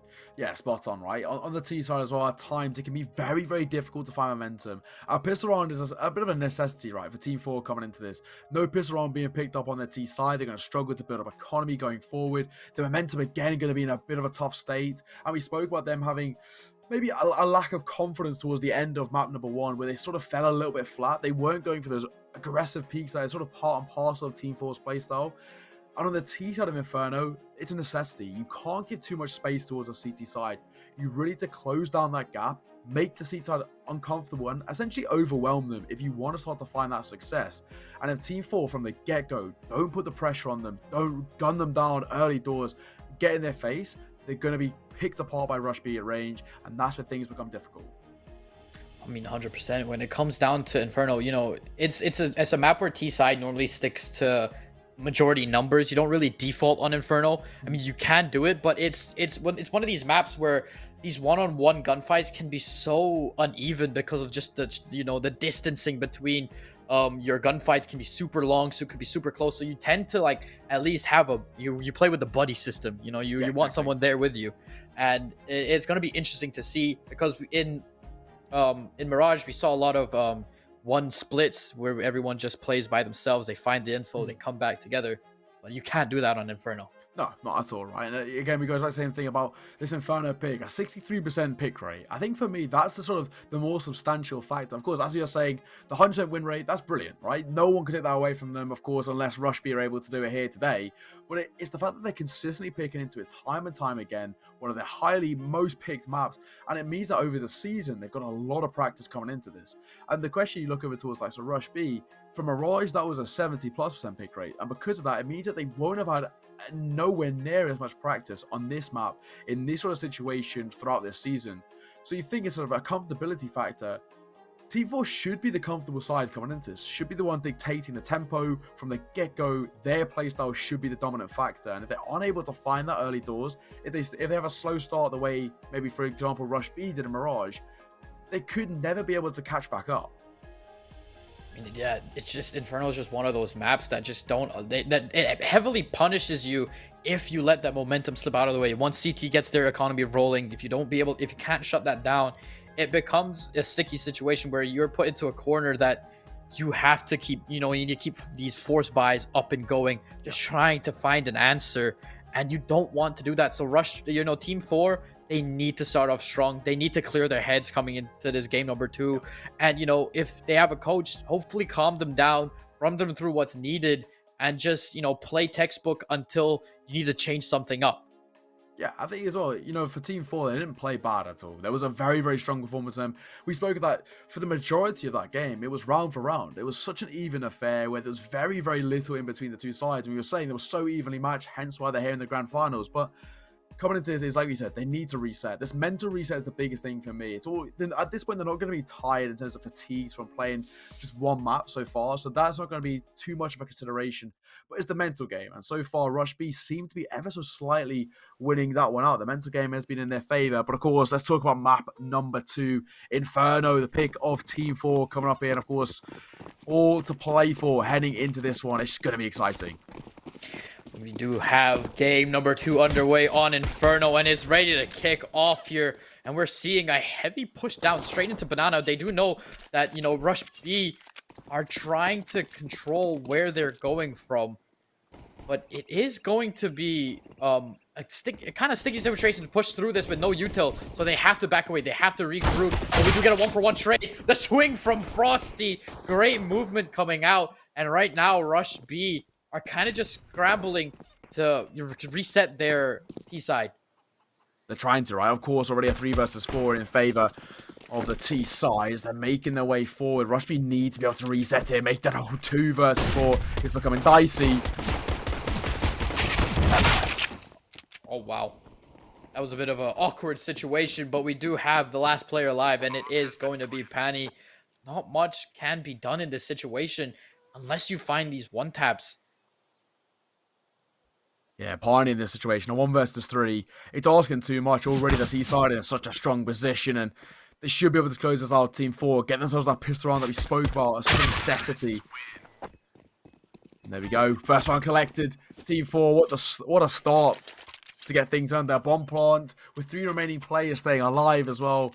Adds all the more momentum in towards their sails to start and kickstart what could be a resurgence and a push for Dust 2 on the cards.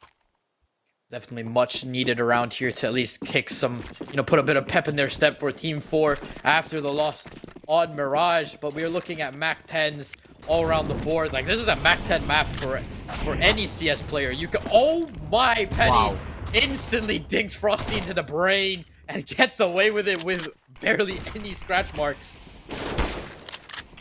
It could be made even worse. Big Nate coming forward as well. Man advantage collected, and what a shot from Angus. Hanno domed out of the round in a matter of seconds, and just like that, to 5 versus 3 with a significantly better rifle buy for the Team 4 side is being picked apart. And I mean, people say the Deagle's nerfed, but not when you have it in the hands of Angus and Panny. Quick succession, finding these 2 kills. And Team 4 really shell-shocked Ting, at least going to pick up a kill onto Riv here from Apps. But the bomb slowly moving down Banana, as somehow Angus ended up finding Ting as well. So this Rush B turning Team 4 completely on their butt. And just, this is a huge round if they can pull this off. Skep with the AK, but it's 4-man strong to the side of Rush B. It's a game of peekaboo, but Skep finally wins the battle, and it's still doable. It's doable. He doesn't have time to work with, and Nave is going to add another beautiful Deagle shot to the tally. What a round with the hand cannons there from Rush B. That is sumptuous stuff. Tying this game of 1 round apiece, and in an emphatic way. Hurt. Yeah, mentally as well, that's brutal. Like, how many 1-taps did you see there? Like 4? Yeah, I think that literally 4 out of 5. Stuff. It was only Angus who didn't get a 1-tap on his second kill, which was that on towards Ting. The rest of them, beautiful 1Ds. His stat is just brilliant. And now for Rush B, of course, the buy is significantly better for them. 100%. You force up the Deagles, and you're punishing straight away. But Nave playing for the complex is picture perfect. They're gonna lose an AK, but it's traded out by Panny here through the woodlogs onto Windy. But 2 people still wanting to push through. They have pistols all across the board, so they're not scared to run into this site. And it is very, very scary when it's in that kind of situation. Yeah, bomb rotating away as well. They're gonna just leave Hanno up here to at least try to catch players in transition. And the good thing as well that Rush B haven't been too overbaited into a full rotation here. They're just going to play things ever so passively. You see, of course, Angus posted over towards that long position, waiting for a bit of information. So far, that might be a cue as well to rotate back going forward. Chris going to play on the front side of that smoke, and he knows he's got the firepower advantage. And there we go, brilliant. Hanno falls. Right now, it's just very, very clinical CSGO from both teams. They know their boundaries. They know when to not overstep. And right now, Team 4, they're just trying to find a home. They're trying to find a bomb plant here. But you have this 2-2 split. You have a player playing on this highway of Church. And right now, we have a player playing Shadow as well. The pop flash going to come through. Ting not going to get taken down just yet. And the man is still on site. A lot of weaponry, but too many people. Going to get tagged up through the head here. Brilliant. Chris going to find 2. And it is all down to Frosty. Goes for the plant. But through the smoke. And Rush B, they're taking the second round. Yeah, what a round for Chris as well. A quad kill to his name. Sumptuous stuff for Rush B to find the lead in towards map number 2 on their CT side. Stunning. Absolutely stunning. Team 4 not even given the ability to get a bomb down as well. Because of it, it means that you look again, it's going to have absolutely no buy coming into this. All want to stick around that 2k mark. And because of that, it's just going to be a full Glock buy here. They can essentially use this as a bit of attack, essentially, in that sense. And already being picked apart. Anger's at range. 4M4A1S should be able to just mow them down. Yeah, I mean, Anger's going to pick up another one. He's going to find Ting. He does not want to let go of that M4A1S. It can be dangerous, so the right call is to back away here. But Riv coming in with a 3-piece to sweep up everyone else. He will happily take that onto the scoreboard. And Rush B, the momentum is very, very strong. I don't think we've seen a money lead or an economical lead on a CT side as much as this right now. No, so far so good, right? Rush being a really, really good standing. For Team 4, they could be caught in this brutal cycle where, you know, they pick up that full buy coming through like we see now, but a lost round leads back to the double eco, and it's rinse and repeat. It's a tough cycle to get out of as well, and it takes some methodical play, which so far Team 4 haven't been able to find. Chris just looking to play into apps here. Going to play it passive, holding onto the railings. Frosty trying to lead the charge here. And, you know, he set himself up to play in this position of this entry fragger when it comes to the T side. And he needs to connect these shots. With a map like Inferno, the gunfights are so narrow. You kind of just need to snowball one after the other, trying to pick up trades quickly.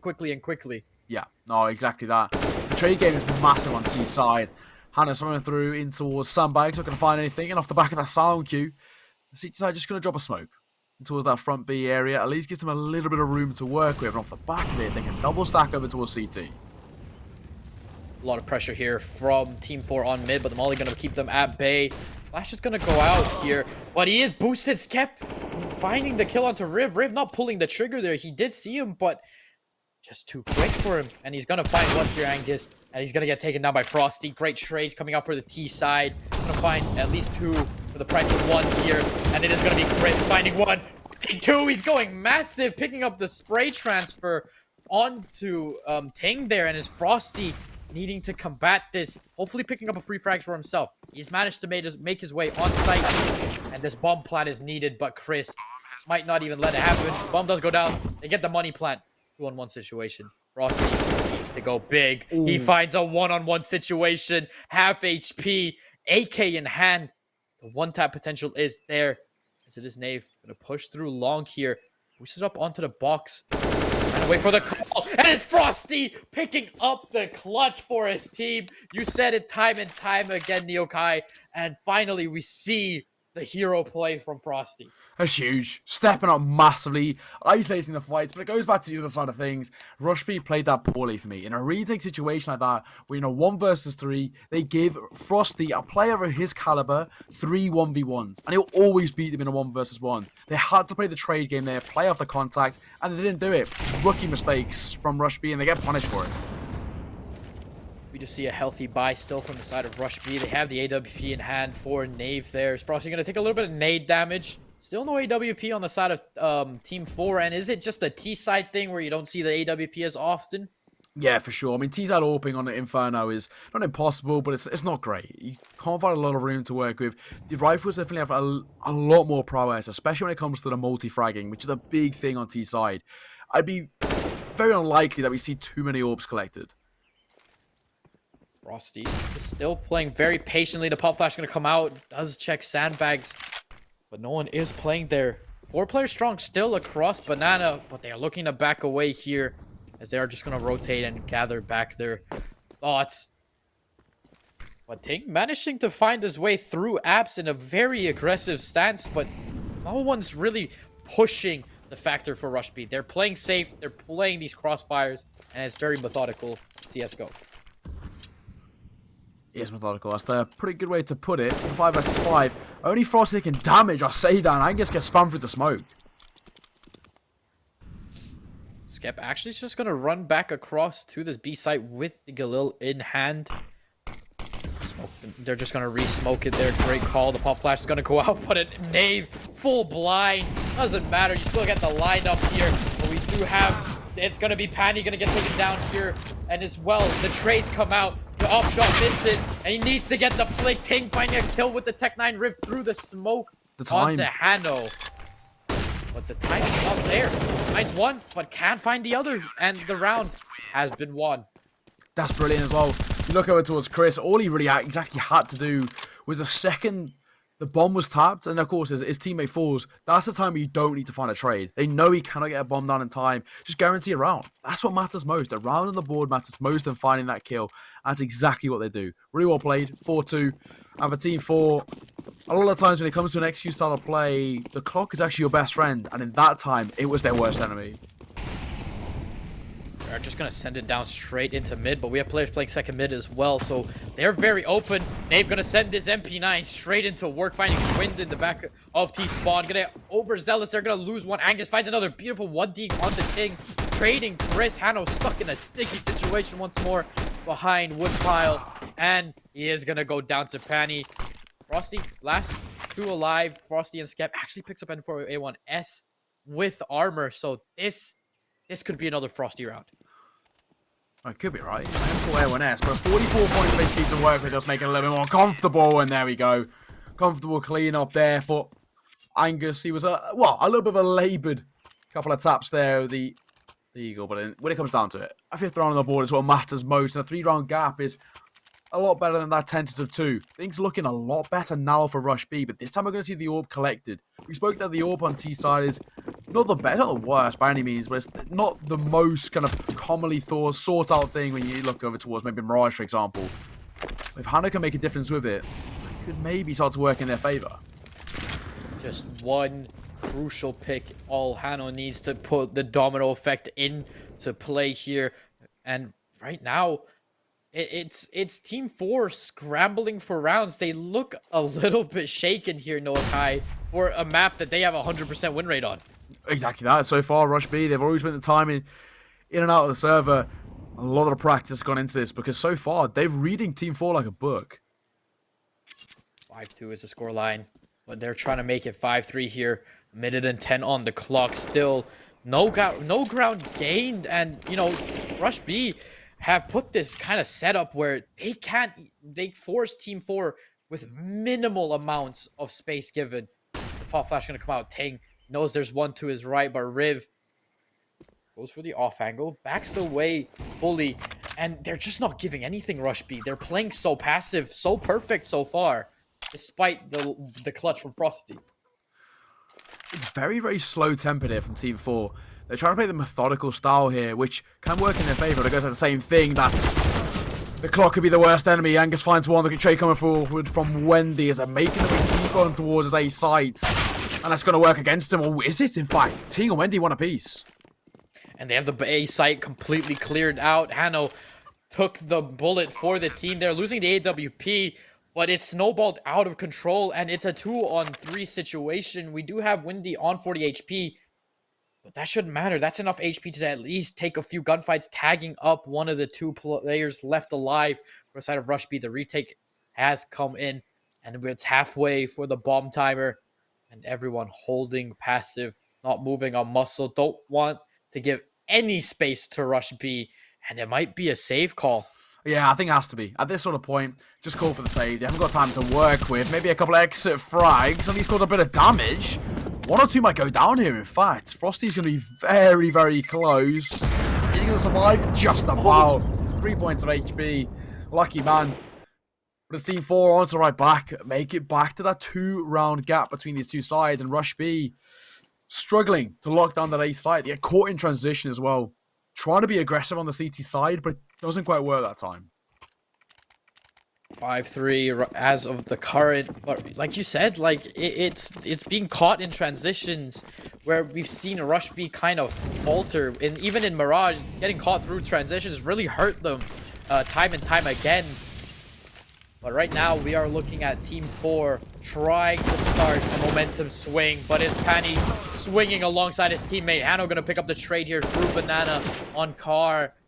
But as they back away, once more, not giving an inch, they still have to play for a Team 4. The 4 versus 4. Both sides trading utility, but of course the biggest thing for me is that Rush B haven't got the most comfortable of buys. That smoke has been dropped into the open. There we go. Collected on towards the site. Yeah, the biggest thing for me is, of course, that deagle in the hands of Angus. Of course, we've seen him be absolutely brilliant with the hand cannon. It's a tough situation. 4 rifles you've got to try and take down, and Team 4 got a decent amount of utility to work with. I mean, as of right now, Skep still trying to play this patient game. Actually made his way onto the bomb site. Actually, no. I'm very confused on what just happened.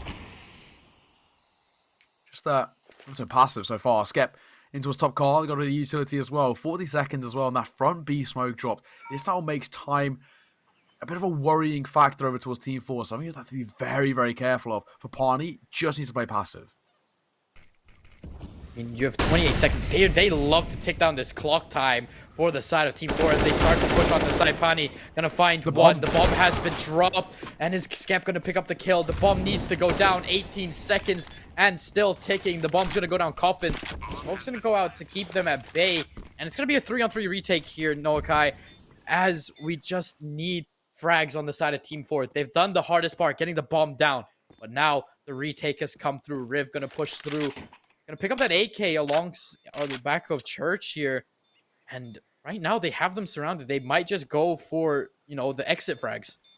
They have them surrounded. Flashbang coming through as well. Skep actually going to be caught off guard. Frosty finds himself one in the making. It's Riv will fall. Time is taken away in favor of the T side, but in fact the retake worked. I don't know if they have a kit in there to be able to do this.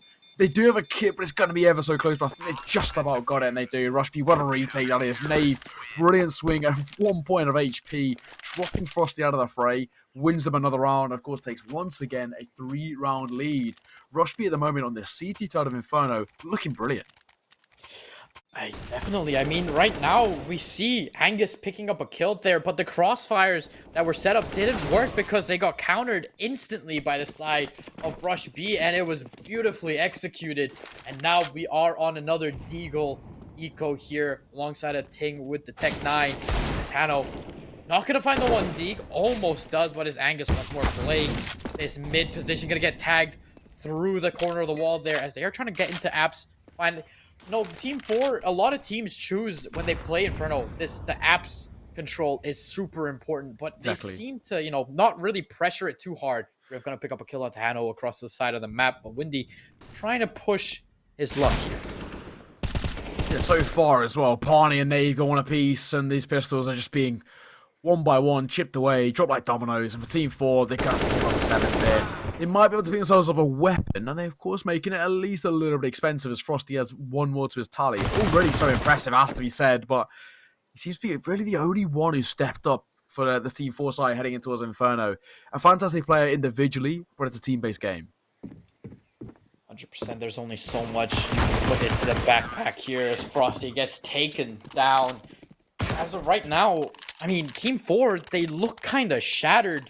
And Frosty's, you know, he's the glue currently that's trying to stick it back together.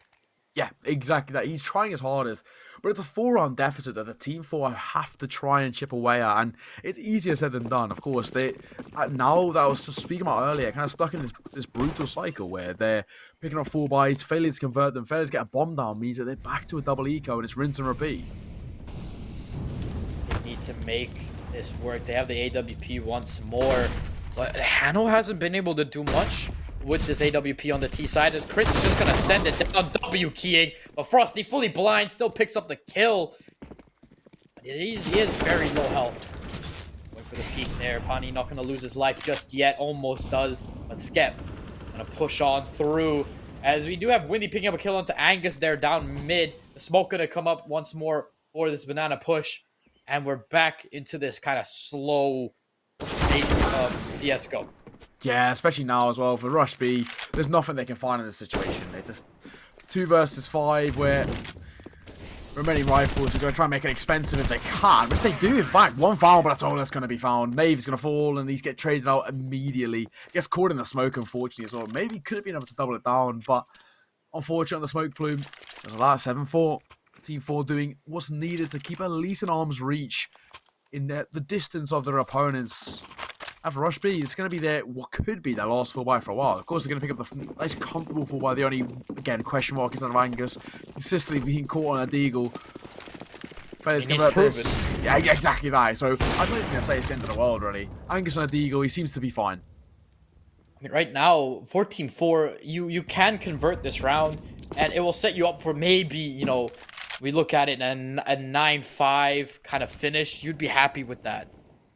Oh, 100%. Yeah, sort of a 10-5 in this sort of situation. Not the end of the world for Team 4. They can still make something work on their seat side, which is definitely their better side. Parney missed shot, though. Nave going to be forced back deep onto the site. But he's going to open things up with 1 and still remains alive. And they've lost 2 members so far. Almost losing a 3rd. Back onto Coffin. He does see the shoulder peek there. He knows one's close. Gets smoked off. They're going to run onto site here as the bomb is going to be planted. They have to get the 4 On 3 retake. Rib gonna get one straight through. Frosty gonna find Rib. And he's gonna find, Hano's gonna find Angus here. And a nade from Chris. Jiggling Frosty. Put into a really awkward situation. Backed into a corner. And brilliant stuff here from Rush B. It goes back to the exact same thing we were saying earlier, where Frosty seems to be the only one who's alive for Team 4. The only one consistently putting up rounds on the board for the Team 4 side. With Rush B, it's very much a team-based affair. Of course, you look over towards the stats, the CT side, it's so even across the board. A couple of question marks of players are playing, maybe like, for example, an A anchor position where they don't see as much action as the rest of them. But for the most part, if Team 4, it's one man popping off. Frosty, brilliant. Mechanically, the best in the server. No one's doubting that at all. But it comes like the same thing. Frosty is a one-man army so far, and it's not going to be good enough. Angus now back to his favorite position on mid here. Has the crossfire set up with his teammate. But once more, I feel like Team 4 at least need to change the tempo of where they're playing for the last few rounds. Because it's not working. They're playing, the slow sets of CSGO. Maybe they need a little bit more, explosiveness in them. It's not the end of the world, right? Step up the tempo, Team 4, get in the face. Exactly what I said that you need to do to break down a CT side. You need to be very aggressive in your nature to find that early space. And so far, we're not really seeing that from Team 4. Avanar Molotov drops in towards that mid position. He's trying to keep the T side at bay for the time being, which will be the case. Gives time for a rotation to come through and, or maybe for Rush B to be able to shut down this execute. On the other side of the smoke is going to be a double man setup. The crossfire's there, but Skep finds one. Panny gonna find another. Gonna find one more. No way. Third. It is Panny shutting down Team 4 once again. It's a 3-on-2 situation, 2-on-2 situation. As Ting finds the kill onto Chris. Riv finding a player with his back turned, almost getting away Hano, but not just yet. Good play. 9-4, that's fantastic. A little bit of a laboured spray, but we'll give Riv the benefit of the doubt. He got the kill in the end, which is what matters most. Rush B 9-4 scoreline. I mean, this is fantastic. Technically speaking, but looking on this, they can put 11 rounds on the board in this first half, which surely should be enough for them to close out not only the map, but the series itself. Team 4, they're in a dire position with their comfort pick, that of Inferno, 100% win rate, and they are being dumpstered on it so far. 9-4. They need, one round you're sitting, you're a bit tense. Maybe you put another round on that, you're 6-9. You would take that. But right now, They need to focus on this round. They have an eco. Angus already going to find a pick onto second mid here. Stunning. It's going to be a snowball situation out of control once more. Oh, Angus again, kind of huge. He went aggressive right into a second mid, then drops it towards Boiler, finds himself one, but Skep, a beautiful trade at the very least. And of course, picks himself up a rifle, which is already positive signs. Chris needs to be careful. Flash going to come in, going to try and peek off the back of it. These pistols so far on that one M4A1S, which weirdly enough, they're not dropping over towards Frosty. I know that's where the rifle will be going if it was in my hands, but not going to be the case. Skep going to keep hold of it for the time being. They're just dancing and maneuvering their way around this apartment's position. Bomb in hand still. Just over 50 seconds to work with, but not a lot of control, and both of these two sites are stacked. I mean, the AWP is over towards Banana. Is going to get a very, very painful surprise here for someone who dares peek that onto Nave. Might even get a collateral if they all lined up, and it is going to be Frosty first. Zemworth's A1S is still in hand. They run through the smoke, but Easy. Nave putting God's work into fruition. Might lose his life here. Skep going to at least do a lot of damage, but 25 seconds left. You're put onto double digits, Rush B. They're doing the undoable so far all season. Oh, running out of ammo as well for Skep. That's brutal. Gotta check the magazine, brother. 10-4, double digits in the first half already. What a performance from Rush B. They stepped up huge in towards Inferno. And the thing is, that for me, the biggest credit has to go to the preparation that Rush B have obviously spent coming into this. They knew as well that for Team 4, if they get given the pick of their choice, they're going to go in towards Inferno. So they prepped for it, and they've baited them in with a veto to give them that opportunity, which they fell right into their trap. 10-4 on CT side. What a performance. 100%. Bohano going to pick a kill onto Neve. They lose their AWP on the side of the CT. But yeah, like you were saying, it was baited. The last time I saw this was Vitality on Nuke against Navi in Blastex, and that was incredible to watch. But right now, we see Rush B taking Team 4 on their favorite map. 100% win rate is looking like it's going to be chipped away momentarily. 4-5 though. Team 4 at least have an advantage to work with. Can this be a catalyst to finally a round going in their favour? AWP still missing. No one picking it up just yet. Nave laid at rest. All you can do is sit back and cheer on from the sidelines. 10-4 on the final round here. Looking very timid is Team 4. Once again, the clock, it's not in your favor. They're still pushing, but very, very slowly. The molly going to go down. The util usage, just beautiful from the side of Rush B. Not wasting it, you know, carelessly and stacking on top of each other. But look at that, another molly. They're keeping them at bait. The axe drop comes out by Rivas there. Gets a kill onto Ting. And it's just everyone burning alive. 30 seconds left, and it's just easy at this point. Easy pickings. They've turned this round as well. The man of is Team 4. They didn't capitalize on the back of it, but Skep, a lovely shot. Chris gonna fall, and they could be baited into a rotation now. The CT side have to be wary, and that's what we're seeing. Parney holding, Sound Q her, but look at the time, they have to go aggressive. One spotted and the second as well. What a half. I said 11-4 was potential. Didn't expect it to happen, but it does. Rush B in a dominant fashion take the first half with ease. 11-4. What a performance. Wow, honestly, like we look at the scoreboard here. Frosty is sitting on 14. Everyone else kind of peaking at 8.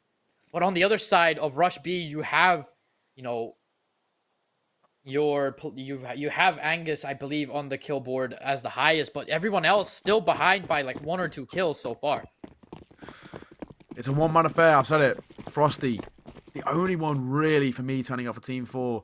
If Rush B pick up this T-side pistol on as well, this game could be done and dusted. What a start! Frosty and Ting, one apiece. Brilliant.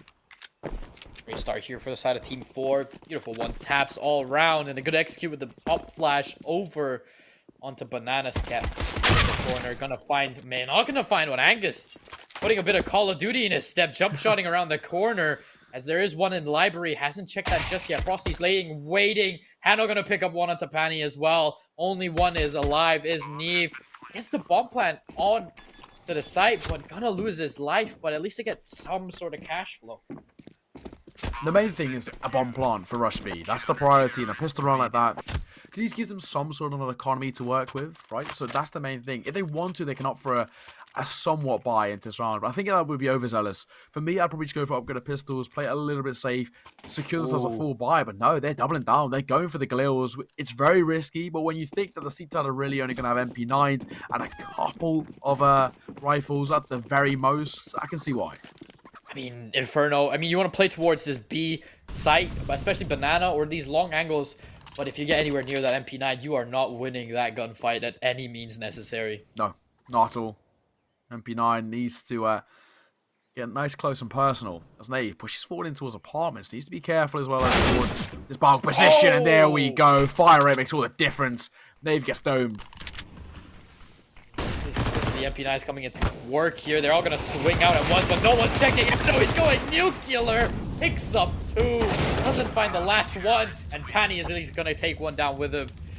Rush B, I get you're on 11-5, but there's no need to kind of, you know, be overzealous to go for the force buy, especially if you want to play close angles like that.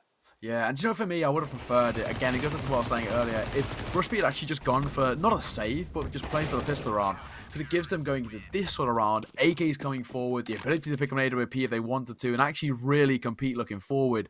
But it's not the case, and now they're going to be forced into a double eco situation, stick around the 2k mark, and it's not the place to be, to say the least. Unless they can whip up another miraculous deagle round. Imagine. But, you know, it's happened once, and it was rare to happen even once. But right now, we see a mid-push here from Rush B. They're really trying to pressure towards this A site, but it's once more, getting onto this A site is very, very tricky. Well, still making their way forward. He's had that priority as a pistol. In this sort of pistol round is a bomb plant, and he's in the dumb, and the side being so stacked. MP9, easy pickings, 2 going his way as Windy falls down.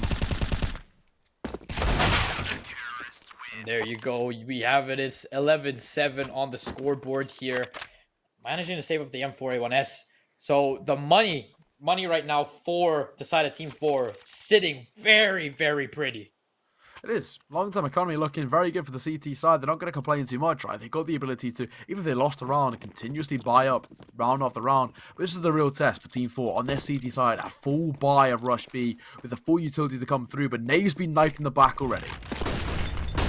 Hano gonna go for a very brave peek, but Nate, like you said, you know, a bit of friendly love between the team members won't hurt. But 11-7, you know, they have a room to work with, but that can quickly shrink down. Yeah, exactly that. Very, very quickly. Another broken economy, and it's back to square one essentially for Rush B, where they've gone from being on top of the mountain to fighting an uphill battle. They're still looking to go banana here with the AKs in hand, but you know, Hano's sitting pretty with his AWP at hand. But when you come into this is a very dangerous angle to peek, but Chris managed to make it away with his life. The pop flash comes out, no one's able to peek anything, but Chris gets domed in the head. Yeah, Nave taking some damage already to make things uncomfortable, but it's Chris who kickstarts things. Ting gonna fall. Hano trying to get on a no-scope with the priority getting a bomb down. This could be Inferno already. Dropping down in towards this front car from position. Skep not going to be able to deny it. Bomb gets planted. Another retake has to come with a man disadvantage. 5-on-4 situation. The AWP still onto Hano here. The crossfire's been set up very well. Angus gonna turn. Gonna pick up one. Hano gonna get the trade. They're just watching the bomb here, planted straight for them. Someone's playing Shadow. He doesn't get the kill. They've gonna pick up two. Windy gonna find his life taken. And Rush B. They're doing it. Stunning stuff. And of course, I mean, Nave picks up a double there off the back of starts that round on 39 HP. Credit where credit's due. Who cares? All he needs is the headshots. Brilliant stuff. 12-7. Another 5-round lead collected now. And for Team 4, back to square one, where they're only going to be able to have pistols coming into this sort of round and a little bit of armor here and there. The biggest thing for me is the lack of utility. That's going to be a very problematic situation for Team 4. No ability to deny and execute or try a retake. We're going to have Riv trying to take a gunfight here into apps, but not doing much. Hano gonna take a lot of damage with a nade here. As they are just looking to go towards this banana side of the map, all the way towards B. We have a double stack onto the site, but Angus looking to be the first one to make contact here. And once more, the smoke is laid out. They get sprayed through the smoke. Ting gonna pick up two. Not getting the third. Frosty gonna get taken down. Skep losing his life as well. Ting is still working the magic, but it's just not enough. Hano looking to at least deny the bomb plant here. Doesn't know he jumped over. So they're gonna re-smoke this. Manny's gonna lay down the molly. He gets the kill. Hano pushed up so far. No. And it's Windy picking it up as well. It's the round that was needed off of an eco. That's the round that Team 4 needed. That could be the turning point for them. In that sort of situation as well, you can't be caught with utility in hand. The AWP post up in towards top coffins, knows as well it becomes vulnerable towards that coffin's position, right? The rotation coming through, and a smoke is not going to keep them at bay. So they need to watch the smokes coming through. A pistol has nothing to lose in that situation. So the fact that they're not looking and waiting for a push on the CT side, a rookie mistake from Rush B, and a poorly executed post bomb. I mean, Hano should have never been in the position to take down the Rush B's Opera there. But maybe just a few miscommunications. But once again, Team 4 really need to dig deep here. They need to stand their ground and hopefully, you know, pick up more and more rounds. They need a momentum swing in their favor. 100%. I think that's the spot on. The momentum swing has to go their way. You still say it's in favor of Rush B. Exactly that, with an AWP kill going their way, but it's not going to be the case. Nave's going to fall. One advantage collected for the CT side, and Team 4, things are starting to slot in place for them. Skep just trying to hold on Hay Barrel here. The pop flash going to come out, but no one's playing there, so they have a little bit more leeway onto this mid push. We still have the app player onto App's balcony here, making a lot of noise, running into Apps through the smoke, looking for a boost. They can't find each other, sadly. No, not the case. So what they're going to do is just give away an easy sound cue over towards Skep. I mean, he was waiting for the opportunity. He heard them from the get-go. 3-on-5 situation. This looks like Team 4. You know, they're fighting their grounds. They're working, you know, to get these momentums onto the board. But as I said, they need the bomb plan at least here for Rush B. The economy, a little shaky. Shaky's not a bad way to put it. 3 versus 5 as well. A bomb plan would at least get them, as I mentioned, that a bit more security. Angus finds one, looking to make it even more expensive, but I don't think it's going to be the case. Dropped out by Windies. He doubles down. That's Team 4 finding 9 and making this only a 3-round deficit now. Team 4 right on their heels. And you look over towards the likes of that Rush B side, as you mentioned, nothing in the bank for them. Just going to be pistols. 100%, but we've already seen 2 magical pistol rounds coming out from both sides of the, the match, but the likelihood of it happening again, it's kind of slim. But the util all around full stacked. We still have Hano on the AWP, and right now Rush B just need to kind of step back, take a look at the bigger picture here, and work from there.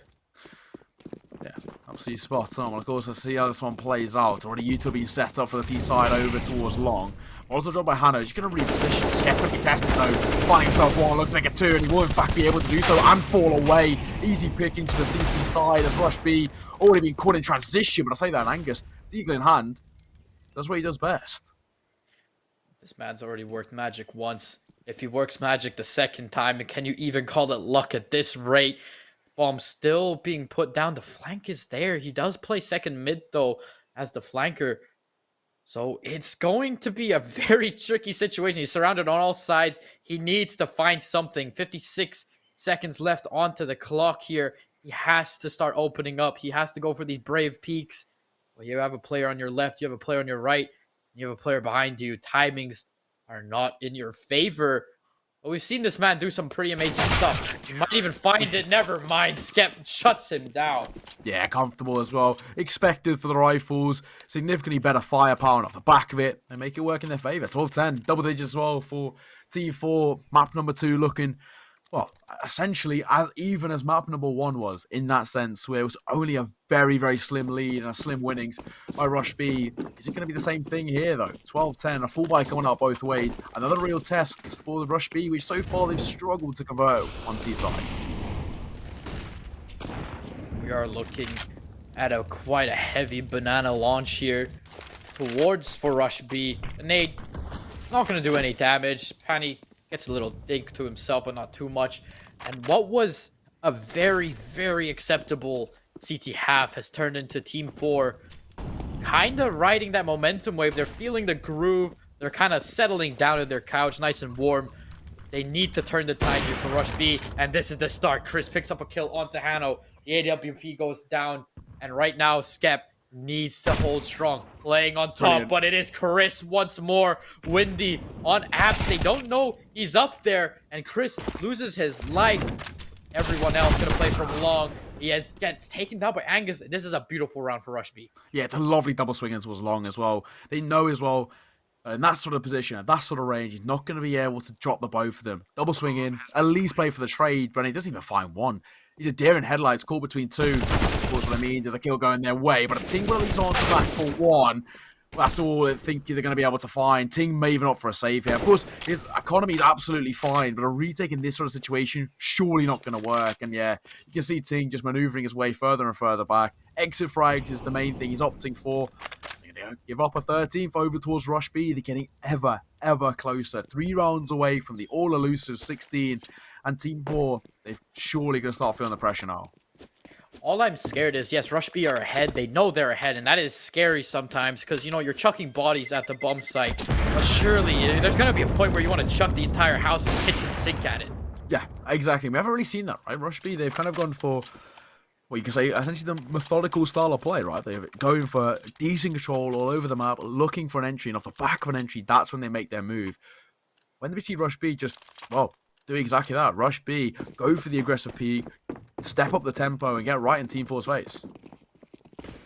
Right now, we do see another healthy buy. The economy a little bit shaken here for Team 4. Tank sitting on 6.1k, but it's not enough. The jiggle peak comes out, forces Hano have the shot up and gains a little bit more ground, bit by bit. That's all you have to do on Banana. Just force out those shots, not lose too much.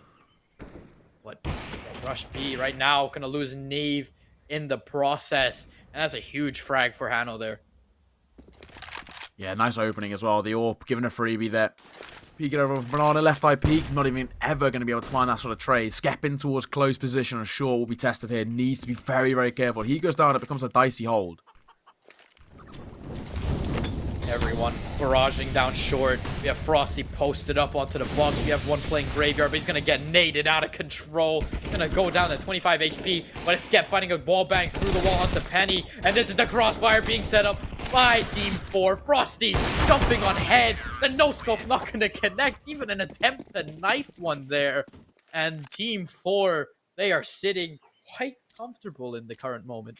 Yeah, they are. Things actually looking pretty good for them. They can't really make any sort of complaints so far. Everything seems to be falling in place of Team 4. They're just ever so slightly behind in terms of, well, that stellar lead that we saw from the first half, 11-4. But you've got to say, so far in the second half, it's really all been the CT side. Rush B have only been able to pick themselves up 2 rounds from 10. Oh god, the Mac 10 rush, but the Frosty picking up the AWP, and it's a double up setup. And I believe this is what, this is the tempo change that they probably need. They like hunkering down on sites, playing it super passive, and with the double up, there's not much you can do. Angus gonna lose his life there. They're all gonna snowball onto site. But when is too much, it's overwhelming. One's in the smoke, but still no answer. King gonna find 2, almost finds that straight transfer. Neve, too much to handle, finds 1 at least. But this is looking to be 13-12 here, and it's come down to 1 round. Yeah, come down to this position as well. Nave making his way forward, but it's going to be it. Dropped by Skep. That's 13-12. It's a 1-round affair. We saw a fantastic start from Rush B, but since they've come into the T side, they're not the same side at all. They've been really struggling to find any sort of control, any sort of, well, even a post plan is a big ask. And that's why we're seeing now Team 4 just 1 round behind them. And the pause coming out here from Rush B. I mean, it's expected. You're kind of letting it slip a little bit, and you just need to stick it back together. And I mean, what are you saying to yourself if you're Rush B in the current moment in this situation? Yeah, Rush B, they definitely needed that pause, right? I think things aren't looking too good for them in terms of, well, so far on T side, they've, like I said, they only found 2 rounds, right? It was 11-4 half, now only up to 13. It's been not the greatest showing. Even when they try and go quick, they've been immediately shut down. A prime example there. Early bits of utility coming through, and since then, Rush B get completely shut down. Team 4, they've read them like a book so far. Their CT side's so much better. And this low buy now for the Rush B side is going to be a problematic one. They've gone for a hero AK buy, which I like the idea, but I very rarely see it work. I mean, sometimes they just need to force a heavy hero play, and it's put onto the shoulders of Chris here. I mean, he's kind of put back into the limelight, but this is your time to step up here if you're Chris. Yeah, he needs to step up as well. He's got 17 kills to his name, but he needs to add quite a few more to the tally if he wants to find this sort of round working. Frosty being boosted up onto plant pot here, so they have to be careful that they haven't played that position just yet, so it might catch Rush B off guard. But once again, Rush B, I mean, both of these teams, once the lead gets so out of control, they kind of hunker down to the situation where they play to survive, not to win. The fire isn't there. They don't want to go aggressive. They kind of gone back to the roots of default. Yeah, Chris boosted up as well, looking for a bit of early information. Just waiting for an opportunity. So far, I don't think they've even given it. They've gone for a triple stack over towards this B side, the CT side. They should be able to comfortably close this one out. Early Molotov will force Ting forward, but of course, with no CT smoke, it becomes difficult. But I say that Chris finds himself a double and Nave. A beautiful deagle shot drops Ting. They've got the site. The postman set up, and the CT side of Team 4, they essentially have to go for a save here. We were talking about Chris needing to make this hero play happen. He picks up 2 off the swing. Navy there as well, picking up a beautiful deagle shot all the way at the back of the site. And Team 4 put into tatters, and you've just shattered their momentum. Yeah, that's a brilliant shot from Nave as well. I mean, when you speak about Chris being brilliant, the deagle shot from Nave is fantastic as well. He drops that player on the site into a second oranges, which is very, very hard to clear on its own. And Assumptuous One Dig gives them now a 14th round on the board. They are getting so, so close. Hunting to maybe try and make it a little bit more expensive, but they won't be able to find any of the CT players. Rush B 14 collected, 2 away from the all elusive 16. And of course, the biggest thing for me is they've got themselves a little bit of a 2-round lead over now Team 4. Beautiful entries there from Chris and Nave. But right now, we were talking about Dust 2 and how we will see all the pug maps, but we might not even reach there. If Rush B can secure match point, you put Team 4 in the hardest situation. Yeah, at this sort of situation as well, right? For Team 4, they've got a full buy coming through, of course. They've got 2k left in the bank, which gives them room to work with, I like to call it, in towards the next round, if they were to lose it. But it might mean no AWP, which becomes very, very difficult looking forward, especially when we see that Hano has been in particularly brilliant once he's picked it up. This Abs push can make it or break it. They can either get wiped out or can Windy handle it. If it was a normal M4, he can, but it's the M4A1S. He gets one through the wall. He has to drop back. Not much left in his mag.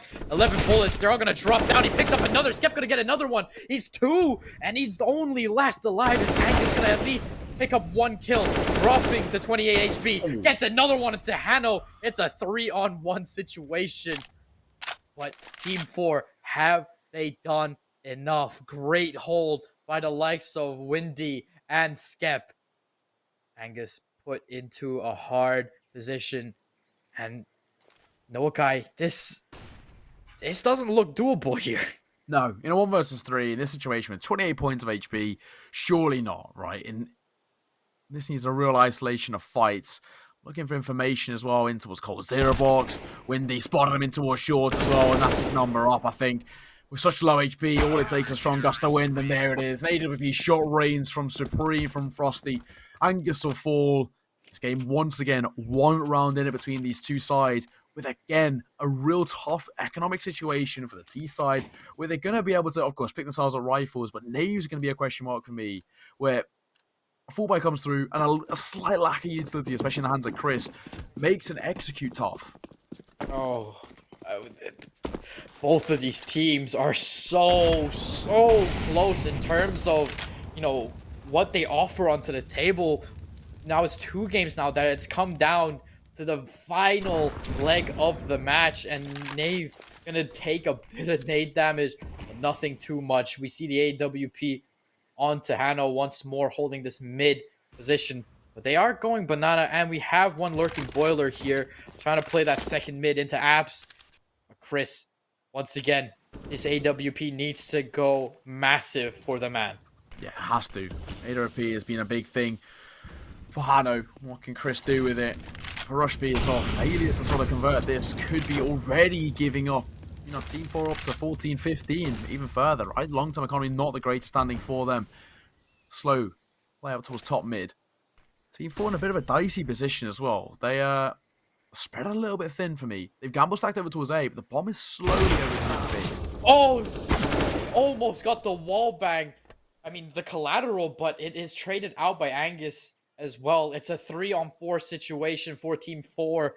And right now, they have the banana pressure, but 2 are stacked onto the site. Very passive. 1 shadow, 1's lurking behind water tanks. I mean, right now, Frosty and his teammate need to go big. They need to pick up the rest of the kills. The mollies are going to go out. Frosty going to force out of position. He's going to pick up 2. He's massive. He finds the shutdown. Last one is Panny, and he's going to take the kill. Frosty holding strong. For the T side, if you're going to throw a Molotov in towards a position, you have to hold it for a player running out. They throw the Molotov into his dark, and then both of them look away. No one's holding for it, so of course you're going to be given a double there. Really well played from Frosty, but again, it goes back to what I was saying about Rush B making rookie errors, and that's another perfect example of it. If you're going to throw a Molotov into his dark, you have to hold for the player running out of the Molotov. It's just bog standard CSGO principles, which so far Rush B struggled in that situation again. Of course, this could be a full buy, which could be the loss for both of these two sides. We'll see how it plays out. They're making their forward aggressive as well. Nave pushing forward, looking for this early thing, and early peak with no utility. Could be caught in transition. A little bit of the tiger, but it's Hano who finds the opener. Oh my god, what a shot from Panny. They're taking out King. The smoke's going to go out. Diffuses the molly. Actually doesn't do it completely, so Panic still can't push through. They know there's someone in the back of the site here. Coffin's gonna get mollied off. Frosty's gonna play the smoke a little bit defensive here to keep at bay. The pop flash gonna come through. He's seen both of them, but it is Chris picking up a kill with the Galil. Frosty finds one onto Angus. The AWP from Hannah finds one on to Rib. Another one onto Panny, and this is looking to be match point. Chris needs to get the final kill, but we have Team 4 digging deep, coming back after a miserable T half. Well, I mean, for Team 4, you've got to give them the credit. From 11-4 down, they're 1 round away from taking this map and pushing it on towards Dust 2. And this now becomes very, very tough for Rush B. They've completely choked their T side. I mean, a brilliant performance on their CT side, but their T side, that was tough, to say the least. An absolute brutal performance. And again, in that side, they consistently got caught in transition, where Team 4 were just given 3 kills. I still don't like the idea they forced bot last round. You should have just taken it on your head, you know, respect it. You got beat. You don't want to force in that situation. Now you're running off of 3 flashes, a smoke, and a molly between 3 of your players. That is not a place you want to be in. But Team 4, they are pushing this to Dust 2, coming from the depths of Inferno. The smoke gonna go out, blocks Hano's line of sight, but he knows he's there. Skep, Win, need to go strong. He has dropped off, but it's a kill for Hano. It's a kill for Knave, and it's right now. Hano needs to hold this site. He has the AWP. Looking at Evan, Anga's gonna swing alongside, clearing out everything. The bomb. Win actually gets killed. They're doing it. They're forcing the overtime. Frosty needs to go big. Has a bit of util to be used. Is it enough to take on 4 members strong of Rush B? And it's looking like it is going to be overtime. Brilliant. Oh my God. OT. Wow. Coming up here. I mean, it'll look dire for Rush B, but they do kind of the opposite of their name. They Rush A, but really well. They open up the early angles in their favor. And once they pick themselves up a man advantage, they clinch down on the site. They knew Windy was in towards mini pit position. He's played there time and time again, but they knew they could essentially pincer him in towards that position. And once he's pincered, an easy frag goes their way. And Rush B tie the game back up. OT, round number 1 of OT number 1 on the card, as Rush B will be on that T side. Team 4 on the CT. Have over number 2, and this is where Team 4 really need to come on strong. They start on the CT side, so they have that favorable start, but how long can it last for? We're looking at Windy getting taken down by Riv. The op shots are missing, and right now it is Rush B with the man advantage. Skep, so many players through the smoke, and at least know there's someone in apps, so backs away, holds towards Chalet here, but right now, 1:16 on the clock here, Nokai, and they're down a man. Yeah, a bit of a tough situation. Of course, the only thing you can say is Riv has, of course, got not a lot of HP to work with. Frosty spots a bit of information towards Banana, spamming forward, and actually going to make the informed decision just to fall away. Doesn't want to take that fight in this sort of situation where he's essentially very isolated on towards the site. Smoking towards CT should be able to keep them at bay, and Nave will be the prime one here. Won't be able to find anything. He's got by Frosty, but Party answered with 1, but only 1. Frosty in for a double, looking for a third, and a Molotov will keep him at bay, but a full blind on the site, and pushing through the smoke. The AWP can reign supreme. It is Frosty once again. Time and time. This B site, it is on lock. This man has pulled through, picking up these multi-frags. As like you were saying, you know, you don't need a trade if you can hit everyone. No, and they really fail to convert when it comes to trading out Frosty. They give him way too much room to work with, and if they cannot clear that close position, it goes back to the same thing. A Molotov thrown in, but a full blind coming in from that CT position catches off all the T-side players. No crossfire set up, and Team 4 pick up the first round of OT. Nade just missing Riv there. Going to take slight damage, but he's going to... Oh, he failed to... I've not seen that in a long time that's been failed. But it does happen. I mean, if you're Rush B, the nerves must be ridiculous. Yeah, exactly that, right? Rush B in a real tough spot. And this goes on towards Dust 2. That becomes a dicey situation on both of these two sides. They coming forward deep in towards B, but Team 4, for the most part, are relatively unscathed. I mean, Rush B, you've got a bunch of freshers coming in and putting Manchester on the map of CSGO. They've never qualified this far. You have a bunch of players with less inexperience, but it's Skep with the experience picking up 2 kills. And right now, Rush B, they're putting themselves in a corner. They've holding from above, looking for a bit of information to work on, but it's, again, easier said than done. A respoke in towards CT is good for a little bit, but of course the biggest thing is that there's a player boost up into the top. Injured Becky into one, falling off on that position, trying to catch another one through the spam as Frosty given a freebie. We have two players pushing through the smoke here. The boost once again. Actually, Chris gonna pick up a kill onto Frosty, and the re-smoke comes out. He's able to get the bomb planted if they don't push through. 24 seconds left. This is do or die. You need to get this down. But it is a tough call. The 4 on 2 retake. They need to start playing together here. Not with these 1v1s. It's Chris behind Coffin. We have the smoke dissipated. I'm gonna tick down to halfway. They're buying a lot of time. Chris picks up one, gets traded out by Skep. It's a 2-on-1 situation. Patty needs to go big, but he can't find the shot. And it's looking to be 17-15. One more round, and we go to best 2. Yeah, I mean, it's honestly looking like a flawless half for the CT side. Of course, we're looking for all lose of 19 here, and what you can see so far from Team 4 is they're just playing very simplistic, methodical CT side here. With Rush B are trying to overcomplicate everything. Again, Parney left in a 1 versus 2 there. Needs to just play time, but aggressively looks for a frag, and because of that, gets caught in transition, gives time for the defuse to come through, and T4 giving a 17th. Third round of OT number 3, or OT number 1, may I say. And Team 4 look like they should be able to take this one flawlessly. Right now, they're playing the Chris, just going for the bloodthirst trail as Hano gets the refrag. So it is a 4-on-4 situation very quickly off the map. Gonna go back into the pit here. Windy, that is a beautiful shot, but does he know there's one more? There's the multi-frag, and they're looking to send this over to the next map. Team 4, 1 kill, and you've put yourself on a floorless half. Of course, already, you know, Party. 1 versus 4, unlikely, improbable to find this sort of round. It's going to be 18, flawless half for Team 4, meaning they're only 1 round from 19 needed to push it on towards Dust 2. You'd probably favour them to do so. 1 round is all that's needed. Both these two sides, we know that both the T sides were poor, as Rush B have evidently shown in their overtime situation here. And it should just be a matter of time now. For Parney, in a 1 versus 4, a trade is all that's needed, and that's all we'll see. I think it's Hano gonna take first contact here. He gets 1 kill. There's no one to trade him. Actually, Frosty put up onto the box, almost taken down, but that is going, to be a flawless CT half. Goes back to what we were saying. Both these two sides, their T side has been their most definite weakness. Both 11-4 when it comes to regulation on their respective halves, and of course in towards OT. Team 4 flawless on CT side, where Rush B couldn't even find 1 round, which sounds about right when you talk about the regulation where it was 11-4 half, only 4 rounds on T side, including a pistol. Not the greatest at the very least, but we'll see how things play out in towards the second half of OT number 1. Round number 4, 1 round is all Team 4 need.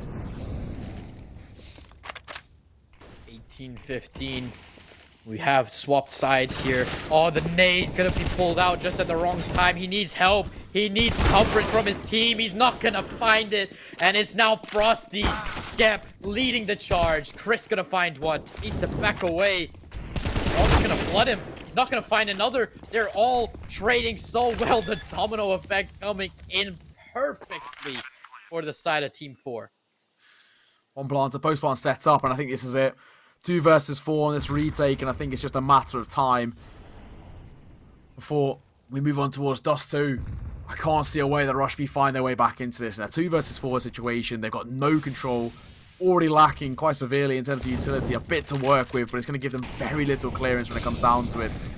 And this should essentially be what's needed to push on towards Dust 2. Nave will fall, and so will Party. 19-15. Team 4 continue their 100% success rate on Inferno.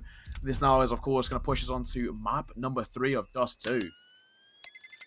We have gone all the way here, Noakai, and it's been an amazing set of 2 games. So close. We've come into overtime on Inferno, which, in all honesty, before coming into it, I didn't even think would have been, in contentions. Yet alone, Rush B playing this well. Yeah, I think when we saw an 11-4 half in that first half, where Rush B dominant on their CT side, has so much momentum in their favour, we kind of assumed that essentially should be this map done and this series done. But it goes to the side of things. When Rush B steps on towards their T side, the easiest way to put it is it was abysmal. It was a poor performance from both on their T sides, and that's obviously a key weakness for both. Good, don't get me wrong, Inferno is seen as a CT sided map ever so slightly, but not in that case. There's a glaring weakness for both of these two sides when it comes to their T side on Inferno. But when it came down to it, Team 4 were able to tie things up in terms of the series. Now we're heading towards Dust 2. Definitely. When it comes down to Dust 2, I mean, it's whether everyone knows this map. We've come to love this. It's grown, and you know, even with the old changes that we've come so far now, it still doesn't matter. You still have your basic fundamentals of Dust 2. You have your AWPs being set up. You can even run double ops, and it might even work. But it's gonna be a tough map. Yeah, it's going to be exactly that. I think for this series as well, for Team 4, they have to give a massive, absolute praise over towards Frosty once again. Hard carried them through their tough times. That first half, when they found only 4 rounds on T side, it was only Frosty doing anything. I mean, a terrible half from the side, but actually a pretty good one from Frosty. And then when he went on towards our CT side, that's when Frosty stepped up into his own. Brilliant performance on him. You're right in saying he ended on 32 kills in total, so a stunning, stunning game from him, where the rest of Team 4 at times looked in a bit of a dire state. And now, if he can keep up that form towards Dust 2, where he's so heavily reliant on his aim, it could be enough to for them to close out the series. 100%. I mean, when it comes down to it, you know, Rush B, they had it. They were so close. I believe they were even like 14-10, 14-11. But they just couldn't close it out. And it's just, you know, shows the resilience from Team 4 to keep your mental, keep calm, and, you know, tell yourself, you've got this. You just have to be patient. And that's the biggest thing. They were patient as well, right? And it worked eventually in their favor. It just took coming towards the CT side. And it goes back to what we were saying about these two sides having poor T-side performances. I mean, 4 rounds on Inferno, no matter which way you put it, that's not good enough, right? It's easier said than done, but it's just the simple factor of it. 4 rounds is not good enough. While Inferno is ever so slightly a CT-sided map, it's not in that case, right? It's not a 4-round T-side CT-sided map, and that's where we see the real poor performances come through. Rush B, I think, got very, very fatigued, and off the back of it, really lost all momentum that they had. I mean, this comes down now to whether, you know, the players on Rush B have the experience to go all the way in a best of 3 in this kind of situation. You know, you're in the grand finals, you're playing your final game, and it felt like nerves were already getting to them when they were trying to close out the second map, but they just couldn't. They were making these rookie mistakes, and it kept happening over and over again. Yeah, absolutely spot on. But of course, Dust 2 is next up on the cards for us. Map number 3 to sum up this absolutely beautiful grand final series. But ladies and gentlemen, we're going to focus on to a very, very quick break before we come back for our final map. Dust 2 on the cards. We'll see you soon.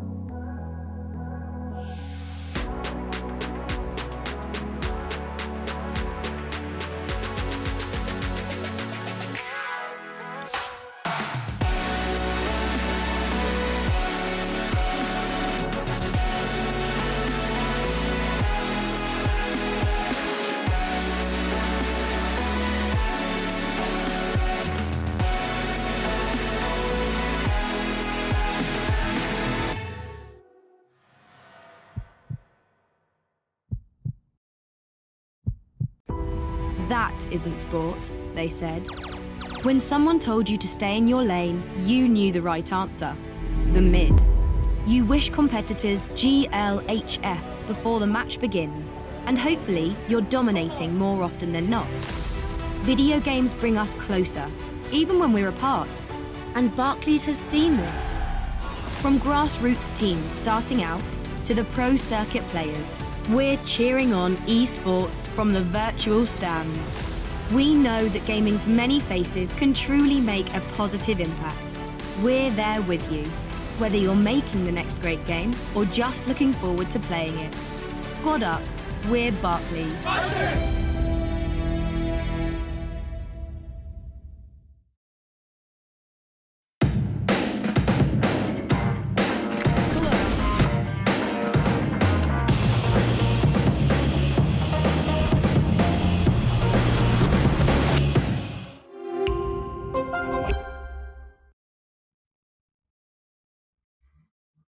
Hello, welcome back, ladies and gentlemen, to the NSC Grand Finals here. 1-1 in the series. Team 4 in overtime clutch it out to push us on towards our third and final map, that of Dust 2, coming up next. I'm Kai, of course, joined with a lovely Recipe. And so far, we've seen some brilliant CS. I think that the key factor that we can take away from map number 2 is T-side is not a strong side.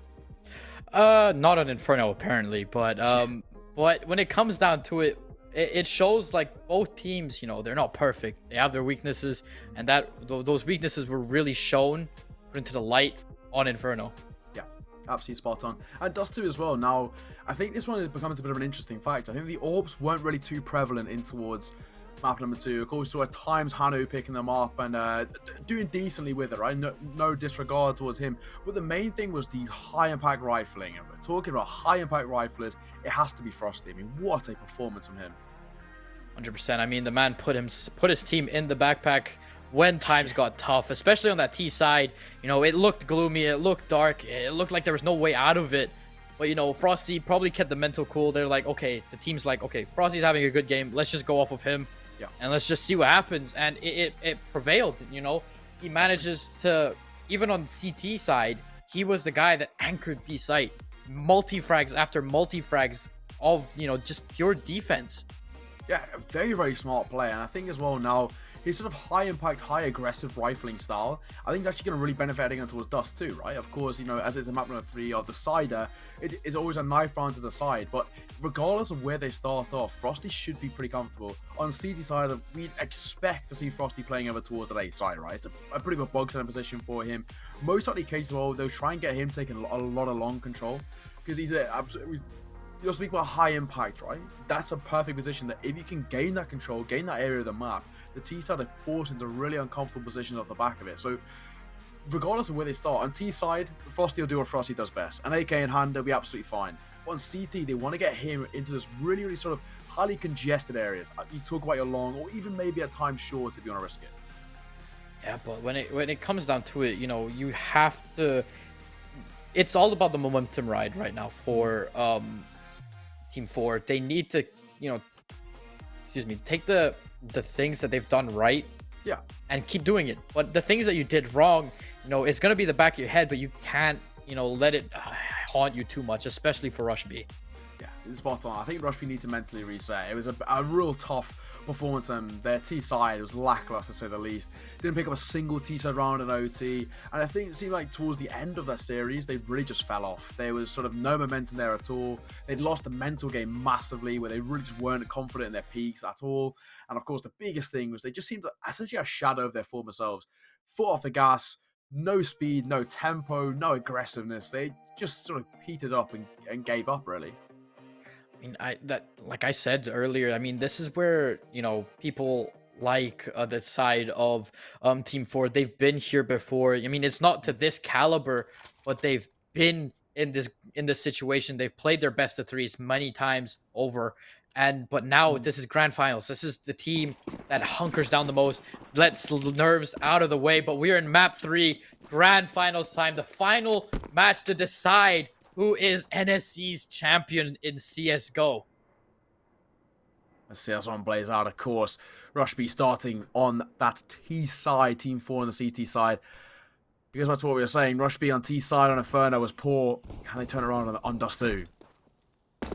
Chris already going to go pick up a kill right down mid. Hano's going to lose his life here as they are looking to push down short. And Wendy needs to pick up a double kill here, and he does with quick and easy succession. But it's Pani needing to at least find something. Maeve is coming through this A-long position, but it's whether you can play this distance game with the Glock. Pani gonna find one, Neve gonna find the other. The site is open with the man advantage. Frosty, Ting, we've seen both of these players do remarkable stuff in this series. Can they pull a remarkable pistol round? Yeah, it needs to be as well, of course. Bomb plant to post plant set up. We're already in a bit of a tough spot. They haven't got the utilities to give them room to work with. Both got armor. A kit collected a Ting as well. And swinging forward as Angus, PT-50 in hand, finds one. Ting, one to his name, but it's Angus who doubles down brilliantly. Puts a third in the spree for Rush B when it comes to that post-plant position. And a first one on the board for the T side. Already looking starkingly better than what we saw in Inferno for a T side from Rush B. And if they can keep up this consistency, they can find a map number 3 in a series and a grand final in their favor. Definitely. I mean, for Team 4, I mean, it's just a matter of, I mean, they do not buy now, so which is a good sign. They're just going to send it down mid, throw bodies at it, throw the entire house. The Rift needs to be careful because this happens. We do have players going down, but the backup's there. Windy does get the kill though. Oh my god. Ting picking up another frag with the Deagle, and it's a 2-on-2 situation. Rush B might have overstepped a little bit here, but Nave putting it to the man advantage once more. Comfortable stuff. The firepower made all the difference. Well, I say comfortable. There's actually only too many players for Rush B, but when it comes down to the expected result of the firepower of Rush B making all the difference there, of them putting a second round on the board, but it was made very expensive. So at the very least, Team 4 can take that as a little bit of a consolation prize in a lost round, a silver lining from a tough situation. But still, a 2-0 start for Rush B is looking pretty good, but this is the full test, the full buy coming out compared to essentially the bonus round of Rush B, just whatever weapons they had left. Wendy gonna get traded out here. Frosty gonna pick up one, Skep's gonna pick up another, and they've just been mowed down. Essentially with ease. I mean, you've only lost one player. You keep much alive. Angus going to pick up a kill with the MAC-10. That's quite a bit of money there. If you can rack up a few more kills with that. But Rush B with the bonus round. But with the bonus round comes a lot of... Like, you don't have the money to go next round.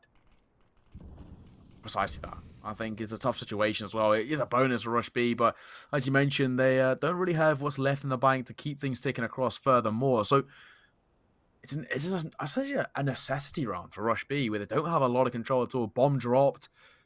They could maybe make things a little bit easier. Dropping Frosty out of the fray and AK collected or make things a little bit easier forward towards Angus, but still goes back to the same thing. Very slow, just over 50 seconds to work with. 50 seconds and ticking. Pani has a crossfire to deal with. He spotted on short here, Angus, but he has the mech-10. He cannot take this long distance fight. But the flash gonna... It's a double-edged sword there, but Skep gonna pick up a kill onto Pani. Last one alive. Gonna swap for the M4A1S. And it's essentially a one-on-one if he can catch Frosty off guard here. But it's a crossfire. They both swing at the same time. Is this enough? The Molly's gonna go out. He picks up the higher HP, but it's Frosty picking up the clutch once more. Again, if anyone's going to do it, it's going to be that man. Frosty coming through, multi-fragging extraordinaire. And off the back of it, we're immediately going to see a pause come through. Rush B, a comfortable start. That time, not very comfortable at all. They were put in their place. And when the 2-man advantage was collected early doors, and yeah, you know, 50 seconds to work with, bomb dropped over to us long, there's nothing really Rush B could do in terms of getting that early control and then giving themselves enough time to work with to make it over towards the site. And Frosty just played time. Really well done. And first round collected. I mean, Windy there just jumping into every single one of them, but the team had his back. But Angus almost managed to play it picture perfect. I mean, he did the molly. He got rid of the higher HP player, but Frosty, once again, he's there. He's ready. He knows where to place his crosshair, and it's very hard to win a gunfight like that. Exactly that. Well, 1-2 on the scoreline. Decent-ish by both ways. A little bit tentative. You can see the double farmhouse coming through in that scout. And of course, the AK is what's going to kickstart it. Nave, what a shot. Going to go down here. Going to block off the doors. And the only way to play through this is window. The bomb's going to go down here, so they have the plant money. But now comes the 4-on-4 retake. Chris on low HP. But Windy picking up a kill. Nave gonna get a trade onto Windy on the window. But the flank from Angus. This is huge. He picks up one. He turns the wrong way just to make sure. And right there, that's overthinking. And it's a 2-on-3 situation. It's not looking pretty for the side of Team 4. When the post plant just about making it way again, made expensive, but Rush B come out on top 3-1, and what a way to do it. It became dicey, but I think Team 4 ever so slightly should have held their utility a little bit longer in the way they use it. They had a couple of flashes to work with, but expended them early doors. And because of that, it allowed Rush B to reset in towards their post plant position, reset that crossfire, and Parney just about surviving on a slither of health. Everything's taken across. Now for Team 4, that buy, dicey.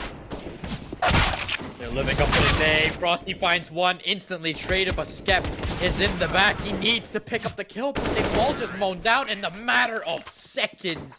And Rush B putting Team 4 to the test. 4-1, 3-round lead, gained now, and we're starting slowly to see Rush B pull away on their T side, which was so poor in map number 2. They've obviously turned things around. They've reset mentally because they've come out with a new era of confidence that they definitely struggled with in the latter parts of Inferno. Well, so far so good. Flash out towards Long. A shot from Chris though. Spots a lot of information. They might, off the back of that, just completely fall away from Long. It's about 2 guys crossing and 1 throwing the sporting flash. They can have a lot of information to work with. It's taken a while for Team 4 to even invest into the AWP. They have no money after this round. And we were talking about how crucial the AWP is on Dust 2 because, you know, you have these long angles. It shuts down so much and it creates so much space. But the economy is just in shatters for Team 4. And it's looking to be a short push. Nave leading the charge. Actually, he's alone. He's the only one playing so pushed up. But it's a slow round. They slowed down the momentum, the boost. Still not being able to spot anything over the smoke. He did clips the head almost there of the player playing back. But a minute left on the clock. Util expunged. Not much left on the side of Rush B. Windy needs to hold strong. He finds one. That's Bob. He finds almost another, but the trade's coming out. He's gonna find one. Riv gonna find another. Ting gonna get one onto the refrag. The flash not gonna do much, and the bomb money is secured. It's a 3-on-3. 2 low health. And there you go. Ting finds one. And Nave once more through the box. The channel now can't pick up much. Skep gonna pick up the other. And this is Team 4 finally getting into the momentum. Yeah, Windy gets very lucky there as well because he gets bailed out. He should have been able to pick himself up at least 2 kills in that position, especially with the supporting utility.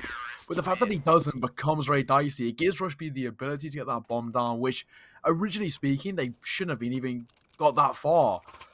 What a brilliant retake coming forward in their favour. Of course, for Team 4, it allows them that decent economic standing. I say decent because, of course, as you say, Wendy doesn't really have the best buy in his chances. We see an MP9 coming through, supported by a good amount of utility, which is the priority. While Rush B, long-term for them, looking comfortable. Flash, just a little bit too much to handle here for Riv with the AWP. Frosty going to claim the life there. And not even letting them secure the up back in hand. So it's going to be Nave just lurking through this B tunnels, trying to find any sound cue. He hears one reloading, but that's about it. I mean, Neokai, they're playing Team 4 kind of just switched the gear, and they're playing so passive. They're playing so you know, back to their roots. Yeah, this is how Team 4 should play, right? They've got themselves a man advantage as well. All they have to do is essentially play the trade game. Lots of utility are spotted towards mids. Brilliant shot from Hano. Fantastic to find one. Crystal Fall, a Skep just trying to cause a nuisance in toward mid. But Angus and Nave come alive with one apiece. Then themselves that B bomb site. Statistically speaking as well, the B bomb site, the hardest side to retake in competitive CSGO. And this now becomes a little bit dicey for Team 4 where they need to try and make this work. And a Molotov will keep them at bay.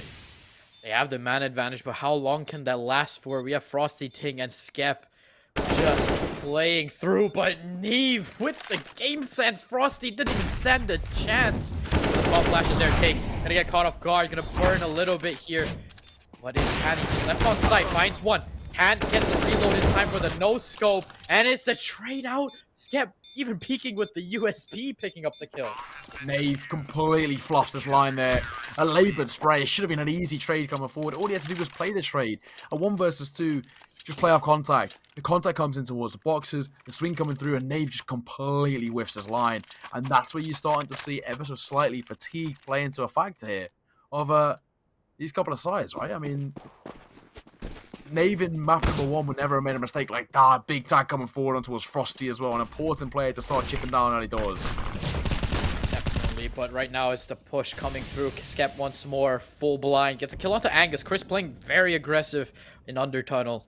But Chris has to play against this AWP of Hano in mid here. Not much util to work with to keep him at bay. But Skep picks up the AK and doesn't get the kill onto Nave there. Working wonders. I mean, Nave time and time again has pulled back their team, but Windy just finding the kill once more. Hano in synchronization picking up another. 2 versus 4 now for Rush B. They have very, very little to go off. Chris making his way back over towards long doors. The Deagle just going to post up in towards this short cubby position. It's a waiting game, right? For they need to isolate these fights, and that's not a good way to do it. Windy, one more to his tally, and it leaves, well, just Parney in a 1 versus 4 Deagle in hand. And we've seen some brilliant Deagle shots, but I can't expect ever too much from this. On the SSG at hand, not much to do here. He's so low. He's trying to find at least one to take to the grave with him. But it is all tied up 4-4 here, Nokai. And, you know, Team 4 doing very well to pull it back. Yeah, from a pretty stark deficit, right? Things weren't looking good at all for the Team 4 side. This is similar to what we saw in reverse on Mirage, where things weren't looking good for Rush B, and they completely turned it around. From a 4-0 deficit, we'll see how things play forward, of course, now with the Rush B side only getting pistols in the hand, and probably going to opt for exactly that at Rush B. Tech 9s, P250s across the board there. And you're stuck in a situation where, you know, your economy's down the drain and you're trying to scramble a few kills. They need to make this expensive to keep, you know, the CT economy from snowballing out of control. It's at a decent rate right now, but they need to pick up a few kills. There's one. Riff picking up the kill onto Windy, as well as Nate picking up Panny picking up the kill with assistance. But it is Hano too much to offer at once. And Rush B, they're finding the way. Look at that. Oh my god, Angus. Woo. Pistols causing all the problems, and this is what I was asking from Rush B in the map, right? We talked about Inferno, a lackluster T side. What I wanted from them was to just go aggressive, get in their face, don't allow the T side to set up, and just overwhelm them. That's a prime example of the success that they should have been bringing out in towards Inferno, where they struggled to do so. And finally, they start to clock on. By going aggressive, they don't give the T side room to work with. But Ting, what a shot! Definitely the AWP in hand of Ting this time instead of Hano. So right now you have a situation where you kind of just need to run off of the victory you just had. That's a massive round from Rush B. Super confident. The pop flash doesn't get Skep killed, but he does back away. Looking to force the issue here with the Deagle. Gonna find one, but as Angus with the M4 up close, you're not gonna survive that. But Rush B have a little bit of confidence, like you said, back in them. And I would love to see them play this way continuously. Yeah, tempo slowed down now. Back to 4 versus 4. Angus taking a bit of damage, and so is Chris. He's got the information at the very least on towards side. He's winning. He's very, very careful. Dropped out by Nave. Brilliant shot, in fact. As the A side is looking very vulnerable. Frosty left alone on A long. Not much he can do with the AWP in hand on Neve. 2 players running short. Panic can go big here. He finds one, and he can't find the other. The AWP of Ting this time. And 2-on-1 situation. This is doable.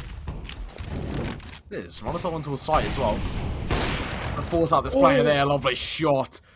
In a 1 versus 1, it's all down to Angus. Whoever kicks to the first bullet will win this one. It's Angus who connects and delivers. Post-spawn successful. Rush B find themselves 6 on T side.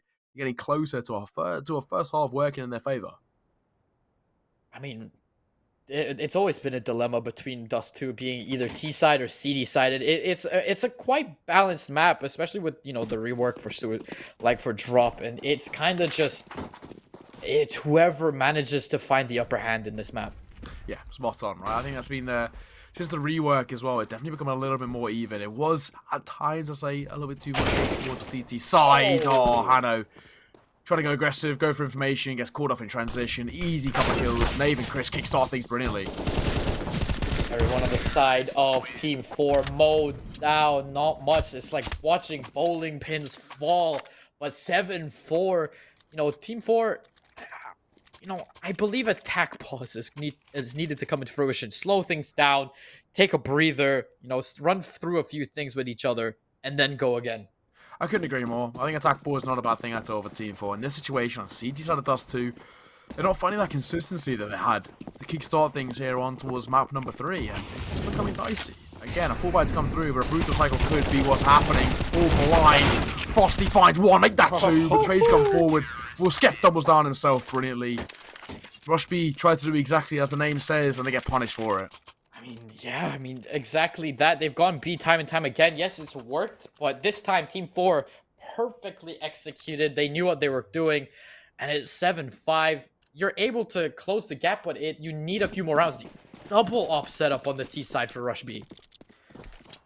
Yeah, it's a bit of an overzealous one for me. The double up setup on the T side is very, very risky, but if they make it work, no complaints. That's a perfect start. Chris find an opener for Frosty onto back. Of course it's Frosty. Popping off once again in every way he does.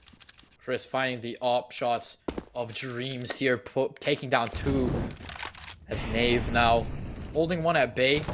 Oh, swings just a little bit too far. He's going to chase the kill, but the smoke covering him in time, and Chris running wild with this AWP in hand. Just trying to double back as well now in a 2 versus 4. Hannah and Ting, though, still for them. They're going for a slight gamble, making their way forward. Over towards short, they look for information, not going to spot anything. So they're relocating in towards mid, and they might be going for that top mid push. Maybe can be the win factor here. Missed shot gives Hannah some room to work with. And now they know it's going towards A, because he was holding for transitions. Definitely, the players are going to play short here. That's a very open plant. Someone's smoke could have been huge there, but Riv, great spray control, taking down both members of Team 4. Wow, this game's getting a little bit closer. It's 8-5. Rush B have at least won the half. That's a priority. They've kickstarted things that at least give some room to work with going forward. Of course, whatever we find of the last 2 rounds, of course, this is round number 14, the penultimate round, can tie things up. But you'd say it's probably pretty unlikely for Team 4 to find any sort of consistency in this sort of round, where they've only got upgraded pistols once again. They in this tough spot where their economy is being broken time and time again, and they're not being given the ability to build it back up. Riv gonna get taken down. What just happened? Ting managing to find Panny turned around there, and it is going to be, an AK saved at least if he can get away with it. But they're hunting him down as we speak currently. But Hano finding a dink onto 1, but that's about it. He's just gonna get hunted here. Oh my god. Ting with the reaction time of a god there. 2 HP on Riv, 14 on Angus. Is this the hero play? I think for him, if you're in this position, just go for a save. I don't think you have too much of an understanding about how low Angus and Riv actually are. Yeah. They've got to think about the PT50, but at that sort of range, you can't really tell too much how low they actually are. I think because of it, he's just going to keep out of the lane game. It's the best way to play it. It would have been an ace clutch, which, don't get me wrong, would have been fantastic to see, but it's not what we are going to see. Going to be post up with that AK over towards B, and because of it, it's going to be another round going over towards Rush B. And 9th on the board, in fact, is quite worrisome signs looking forward now, where for Team 4, it's quite a significant gap they're going to have to try and pull back. But I say that, and they did it on Inferno at 11-4, so... Yeah, I mean, we can say all we want, but at the end of the day, it's how the players perform and how the mental state is doing. People don't really understand, the amount of pressure people, esports players actually go through. Yeah. With the nerves and the whole mental situation that you have to hold. It's super important.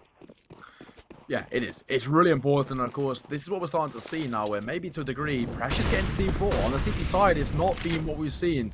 And even to a degree, Frosty has been arguably the best player in the entire series. Isn't stepping up to the same level.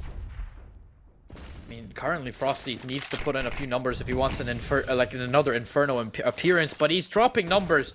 But is it enough? That's the thing. Wendy there getting flashed fully. Doesn't have any sound cues or even any cue at all that they are going short, except the first contact here. Skep actually finding one through the wall onto Riv. And Chris gonna eat a fat nade there, taking down Angus as well. but Team 4 have got them cornered here. They can pinch into this. Frosty needs to be careful as well. Utility will push him out of bay and he'll be in a bit of a tough spot where he has to essentially reevaluate his position. We'll see as one plays out. Chris, lovely shot on towards Windy though. And because of it, now gives them an opportunity going forward. Angus is just maneuvering his way back. The team starts taking significant damage, but they've got the man advantage. Angus playing the lurk picture perfect. And a bit of an awkward gunfight, but Ting once more comes out on top with minimal HP damage. They don't even have the bomb planted. They didn't go and commit onto A site here. So this is a bit of an awkward round for the T side, for both sides actually. We still have Hano with this AWP on the T side. Oh, Chris finding the kill onto Ting. But it's a dangerous peek into this one. Hano gonna put that down. The trade is there onto Panny. And it's 1v1. Frosty, the man himself against Panny. Both the fraggers. And it's Panny with confidence taking the double digits for his team. When I said in the opening of this series, who's going to stop Frosty? I said Pani was the person to keep an eye on. A very, very high impact rifle, and while he may not be leading the charge in terms of his just raw frags at the moment, that's why he comes into the fray. He knows how to deal with people like Frosty who can cause significant problems, and that's exactly what he does in that round. In the 1 versus 1, peeks brilliantly into because he knows Frosty's going to go aggressive. He has to be pushing forward. Here's the sound cue, and off the back of it, that's when he makes a decision. Team 4, 10-5 at the half, heading now on to what you could say is their more favourable side of CT. The question is, can they keep that form going forward? The pause coming out here for, I believe Team 4 as they are behind, but they really need to kind of sit down and talk about this because you've only got so little space. You have 5 rounds before match point to kind of pull a lot of rounds back. Yeah, it's a tough situation. It goes with the same thing what I was saying about Frosty. We haven't, of course, he's still been a fantastic player in his own regard, but not to the dominant level that we saw in Inferno, where he was the only shining light. I think we've seen Team 4 be a little bit more team chemistry, a little bit more team synergy, but it's not been good enough. And so far, the individuals have been stepping up for Rush B when needed most. They're in a bit of a driving spot. Of course, still in a quick pause before we get underway into round number 16 of our final map here. But these two sides, from what has been an inseparable performance in maps number 1 and 2, a decent little gap here in towards map number 3. And again, it goes to the same thing. If they pick up a pistol around here, put 11th on the board, that could seal out the series. Definitely, but once again, we have, will nerves show once more for the side of Rush B? Can they finally close out this game? They were so close on Inferno in the home territory of Team 4, but now they're in no man's land. Rush B need to close this out. They have superior round advantage, but Team 4, they have the experience. Yeah, they've been here before. For Rush B, this is still a debut performance. Regardless of how things play out, this is it's their first ever time they've made it to this sort of position. Their first ever time they've ever been anywhere in terms of NSC, right? So you've got to give them the credit for just being this far. Hopefully we'll get this pause back underway momentarily and get this game back underway. Round of 16 on the cards here, as these two sides are still just waiting. Maybe it's just a toilet break. Oh, never mind. We're back in. He's come back. He's washed his hands, removing all the sweat. Now he's ready to go. Well, coming into this, it's just a matter of self-control for the CT side. You don't want to be overzealous. You don't want to be overly confident. Just want to be calm, cool, and collected. What we're seeing as well, Rush B go for early information towards mid, while Team 4 are actually playing quite slow in their pacing. Deep in towards lower tunnels they go, looking for a bit of early information, and Skep leading the charge. It's a double stack, but it's Skep leading the charge. Like you said, Chris going to pick up 1. He can't find anymore, has to back away. The numbers advantage too much to handle as they have got mid control now. Great stuff here for the T side as Team 4 need to make a decision. This is where they pick the site. They've picked the site. 2 stack here. Frosty gonna find 1. Chris gonna pick up the trade. Panny needs to find at least 1 here. He doesn't know what to look at. He's overwhelmed and Hano shuts him down. Chris unable to pick up the trade onto window. 2 HP. The bomb. You're right. It's mid.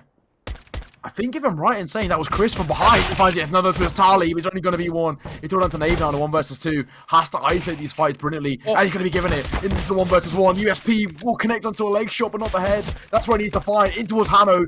Oh no. Oh no, and he runs out of ammo. You hate to see it. Rush B found 11 and a little bit of BM just to spice it up.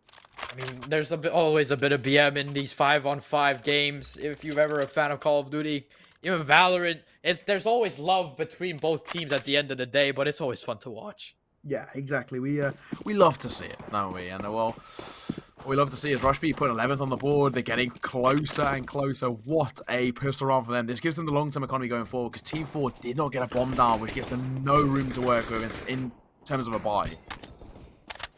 I mean, we only see Galox all around here with a Deagle onto Frosty. This man needs to at least hit some teams. Oh, hit some shots. He's the first to go down. Neve, spray and pray. Brilliant. But it's so clean here, Nokai.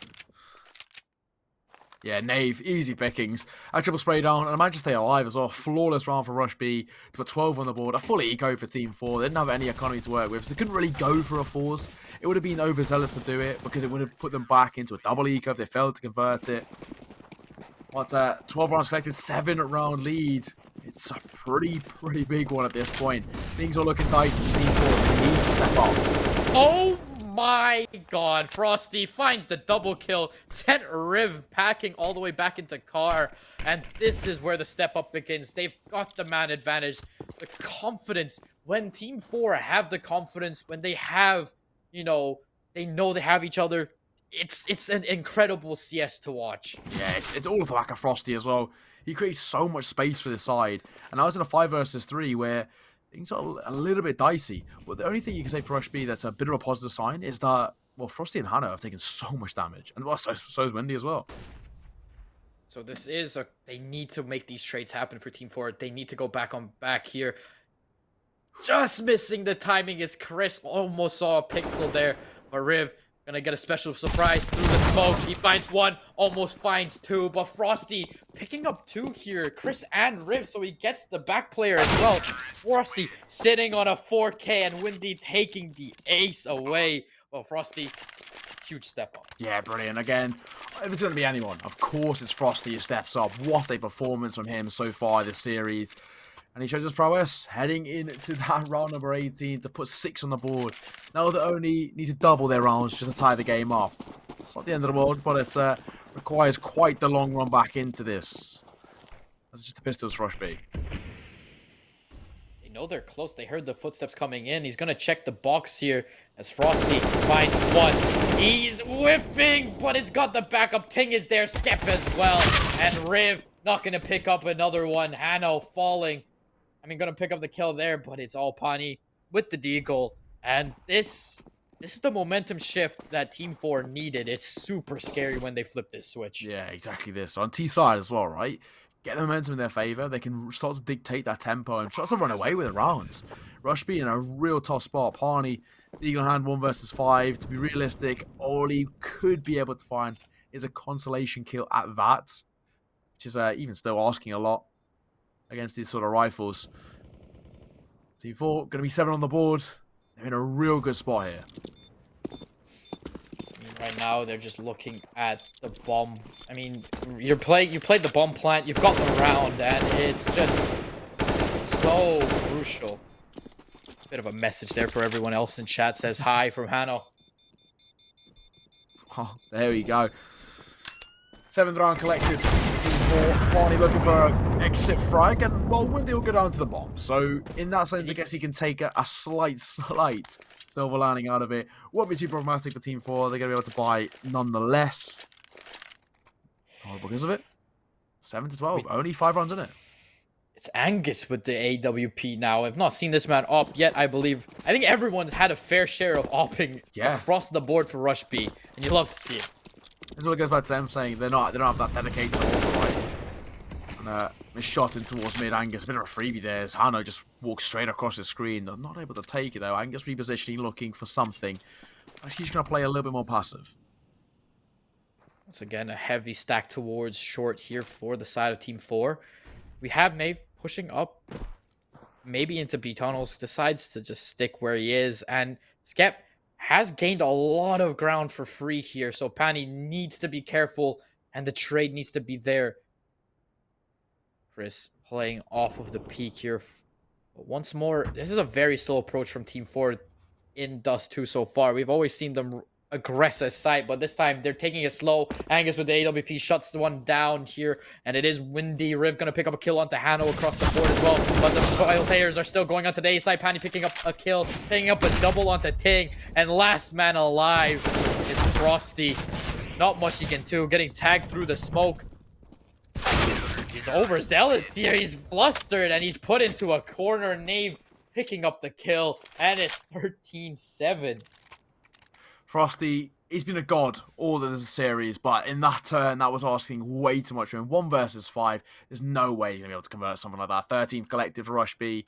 They're now getting so close to sealing out not only this map, but this series, and taking the grand finals here in the NSC. 16. They're 3 rounds away from the All-Elusive. He's going to stick through onto the molly. They're almost fighting, but it was a crouch from Angus there that doesn't get them the kill. But Skep, once again, lower tunnels. Riv gonna pick up a kill onto Windy once more. And these first entries for Team 4 are just not working in their favor. They're not finding the first kills, and it's setting them back immensely. Yeah, exactly that, right? They're not finding that opening kill, and because of it, it puts them in a real tough spot where consistently Team 4 are fighting an uphill battle where not only are they at a round deficit, but a man deficit. Angus picking up a kill onto Ting, and it's another gunfight between Skep and Nave there. Nade not gonna do much damage. It is a 5-on-3 here. It's a hard round, but it's still doable. You just need to make your shots connect. But Riv through the smoke punishes Hano there, and that's the AWP down. And they need to save this weapon. If not, they have no money. They have no economy. No, they don't. Frosty now makes his way forward. The only one left of HP, really, for Team 4 side, trying to lead the charge. Oh, and he gets one tap brilliantly. Party adds another to his tally. Sumptuous from him. That one tap towards Frosty was something special. Just deleted. That's 14 rounds collected. And once again, Rush B double the rounds of their opponent. They're 2 away from 16 on the board. And they're so close at this point. Surely they can't choke this. Surely. They're going for the force. This is not the call. They put themselves on. Okay, this is make it or break for the side of Team 4 at this point. They're going for the rush onto B. Chris is going to be the first contact. They're going to get mowed down. Chris finds 2. Fully blind. Punish gets 2 himself. And it is match point for Rush B. They're sending it 1 step closer to be crowned NSE champions in the winter split. Can they do it? I think this might be it. I think this might be it. In this sort of situation, at 15-7, I think we're done and dusted here because they are falling apart. I mean, they went for the force. Oh, hello. Hang on a second. Frosty finds himself 1 as an opener and actually tags on towards Angus as well. Force by. It's just, it was too much. It was too ambitious. But this is Rush B's opportunity. Riv getting overzealous once more. This is where you need. This is where patience pays off. This is where expertise in this situation pays off when it's not showing from Rush B. Skep gonna take down Pani here, and it's looking to still be a fighting chance. Wendy gets taken down by Chris. 1v5. They're just gonna play it safe. Yeah, you know, at this sort of position, for Chris, it's not the end of the world. He's got plenty of rounds to work with. He might even go and try and make this expensive. He knows the long-term economy for the T side isn't in a great standing, so it's not actually the worst thing for him to just try and get a consolation kill. Spots running towards window as well, but he's going to fall. Hannah finds that kill, and of course, at least gives Team 4 an 8th on the board. The long-term economy for Rush be absolutely brilliant, though. I mean, Party's on 10k, so not an issue at all. An orb can be collected if they want to pick one up. Full rifles, full utility armor, kits, and all the rest. Not a problem for them. We're going to see an auto sniper. No, we're not going to see an auto sniper. Come on, give us an auto sniper. It'll be funny. Just not even the normal sniper. But right now, Team 4 back against the wall. Championship point. Skep sending it through. He picks up 1 instantly. Traded. Pani going to get another one. Hano going to get dropped by Riv. And his Pani picking up kills after kills. This man has stepped up huge. And it's 2 kills away from being crowned NSC champions here from Rush B. the dogs out of nowhere coming through. One more kill. Ting goes down, and it's the man, Frosty himself. Of course, hold on to Frosty. Of course it's this man though, in a 1v3. Everyone's going to do it. It's going to be him, but it's not the case. Rush B have done it. 16-8 in map number 3. And ladies and gentlemen, they are your NSE Winter Split champions. Rush B, 16-8, map number 3 of Dust 2. They've done it, Lesepi. I mean, they've come from not being able to qualify for even the championship split to be crowned after, not qualifying for 3 seasons, to be crowned champions out of nowhere. These boys, they've come in and showed exceptional CSGO. Yeah, as you mentioned, right, this is a first outing, a debut season for this side, and they've ended up winning it. What a performance on them. Congratulations. It's commiserations as well over towards Team 4. Some real strong performances. You've got to give them credit for that Inferno comeback. They were down in the dumps at 11-4, and they turned things around. When it came towards Dust 2, they just weren't prepped for it. They weren't able to find their comfort zone, and because of it, Rush B punished them, and they punished them with a win in their favor. Their debut performance from them. Definitely, we're going to run through some replays, but like we said, Rush B just working so hard. Pani, he was so in the back for the first 2 games, but this game, he made everything count. Yeah, he did. Pani did a really good job of shutting down the consistent control that Frosty would find. I think Nave as well, for me, was a consistent performer, always putting up top numbers when needed to. Impact-wise, he was one of the people you had to keep an eye on. And of course, if you talk about versatility, Angus comes into the fray as well, right? He could pick up the AWP, he could pick up the rifle, had the ability to kind of chop and change between how he wanted to play. And for Rush B to have a player like Angus or like Nave who have that adaptability factor about them, that's what gave them room to work with, especially on towards Dust 2. But, Giuseppe, I have to say, if it was down to me, my MVP, it still has to go to Frosty. Definitely. I mean, I believe individually, it has to go to Frosty, but everyone on Rush B had their moment. Like, it was so evenly spread, but Frosty still managing to put Team 4 on his back. But, it just wasn't enough. Yeah, that's the thing. CSGO, it's a team game, right? You can have one individual popping off. Inferno, it works in their favor just about. He turned things around from 11-4. He's the only one picking up rounds on that T side. Was able to finish that game with, 32 kills in total. When it came down to it, what mattered most was, of course, the team synergy that Rush B just seemed to have that a little bit better. And credit where credit's due, they've come out on top. They've taken in their debut season a win in the NSC finals. Fantastic stuff against a stacked Team 4 side. Definitely, but congratulations to Rush B, crowned champions. They can go celebrate, go on the sesh. But Team 4, they came so close, but they should still hold their heads high. Finishing 9th place last season, 11th place, and then 20th to come into the grand finals, put on an amazing show for everyone to watch. It's still stuff to be proud of. Yeah, absolutely right. They've been showing consistent performances season on season, getting better and better, and it shows now going forward in towards spring, summer, etc. that this side has what it takes to really put up a decent fight going forward. And they made a grand finals, right? 2nd place. It's commiseration as they're not winning out, but when it comes down to it, they're consistently getting better and better performances. And if you're looking at a track record, at some point a win should come under their belt. But of course, in the future, they probably have to take down another side like the likes of Rush B. And what a performance from them. Map number 1, 16-13, a good performance. Both sides so evenly matched, but it was just Rush B that's slightly bit better. Okay, Inferno, we can forget that blip. A terrible T side when it mattered most. In map number 3, in other sider, they stepped up, and they stepped up by a margin as well. They denied even double digits to their opponents.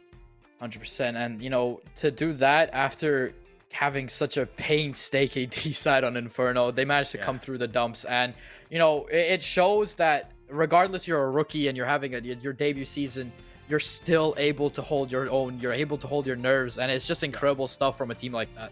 Yeah, absolutely right. That mental reset in between map 2 and 3 must have been a really big factor for them. It sort of desperately needed one, is the way I put it, because as you mentioned, terrible T side, they're not even picking up a single round in OT. It was a rough period for them where they weren't finding any success, but it shows a sort of strong resilience, I guess you could put it, for that side, because they didn't give up. They persevered through and actually brilliantly turned things around. And a dominant first half on Dust 2 netted them the win there. 10-5 at the half, and at that point it was done. 100%, but Team 4, they tried to force the issue, but it still hurts me to see like the call for a force in a situation like that.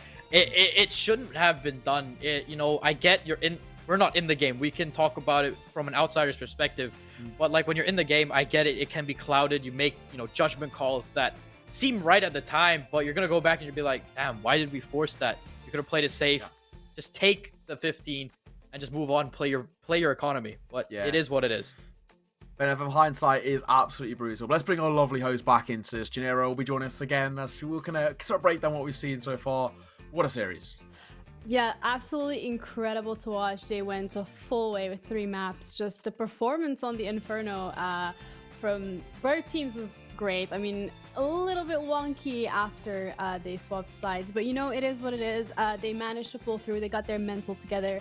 We are actually going to be joined right now by Angus M. He is from Rush B. He's going to be joining us to kind of like talk about, you know, the team side of things, the mental side, how they have managed to persevere through everything, because as we saw and as you guys mentioned, the second map wasn't totally it. So hi Angus, want to start off by congratulating you. You guys did great. Thank you. Yeah, how does it feel to have won the title? Really, really good. Obviously it's our debut season. 3 of our 5 players actually first time playing any sort of CSGO tournament, including myself. I think, especially that Inferno, nerves are getting to us big time. I can speak for myself, definitely. Wasn't performing as well as I usually do, but with the team synergy, we really came into our element here. How were you guys able to pick it up? You know, as you mentioned yourself, the nerves on the second map on Inferno, just getting to everyone. What exactly went through your guys' head? How did you manage to just pick it up and, you know, get that slam on the third map? Yeah, we really knew that the mental battle was going to be a big thing, especially over best of 3 against a solid team. We made sure to keep high morale the whole game, keep really steady. We went into the third map knowing we had a good chance. We have a lot of like strong individual players.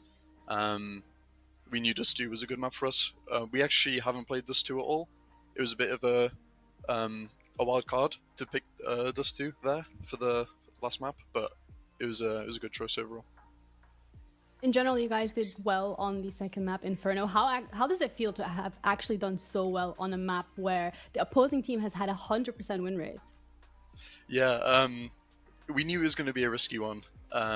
We've actually probably practiced Inferno the most because it's the map that needed the most work, but obviously it's still not fruitful enough yet. But hopefully for the spring season, we can bring our A game on all the maps. Yeah, so we also saw a couple of, you know, swings in the maps, a couple of rounds, you know, you guys take the lead, then the other team takes the lead. Do you maybe happen to have an explanation for that? Anything you guys are looking to work on for next split, hopefully? Definitely sort of improved flashbang into trading sort of scenarios. It's something you see very commonly at high level CS that I think if we implement properly, this sort of university level CS could really perform well in. Do any of the casters happen to have a particular question for Angus here today? I've got one. It's a simple one. What happened T-side Inferno? Hit me. What happened? T-side Inferno is a really hard map. They weren't budging at all on B. And by the time we got to late round, we were doing like a half execute. We need to learn to keep our util a bit more. We need to really make sure we're all pushing in, getting the kills, not let like we need to kind of let someone check the site, like let someone check the boost rather than just kind of letting it all go up in the air. We kind of need to set roles, I think. I think that's just going to come over time and as we have more experience as a team. Yeah, spot on. I mean, I just wanted to say, you know, you've been crowned, you know, your first season playing CS:GO, and you know, uni scene, even a tournament scene. That's impressive stuff to come through. But like, I wanna know what the like your mental state was coming into game number 3, prepping for Dust 2. Like you said, you've never played it yourself as a team, so I just wanted to see what the relapse was to come into Dust 2 and take the win. Issue just we kind of saw from the previous 2 maps. Obviously, both teams very strong, but I think we knew we had the edge on just the pure mechanical level. Obviously, Frosty and Skeps, insane players, but I think just as a whole, we knew on Dust 2, if we don't choke, we just kind of stick to what we know. We play more or less default. We will come out on top. So Could you maybe talk us a little bit through the process of, you guys came in as an underdog, as you mentioned, some of your players, this was like their first time ever competing in a CSGO tournament. How much preparation goes into this? Like, how many hours a week are we talking for practice, for scrims? Well, I've been looking forward to UniCS quite a lot, and so, but the team itself doesn't actually play that much, surprisingly. Not as much as we'd like. We kind of pug. Practice is obviously we're all students. We don't have a lot of time to just sit in offline. A lot of the time it's just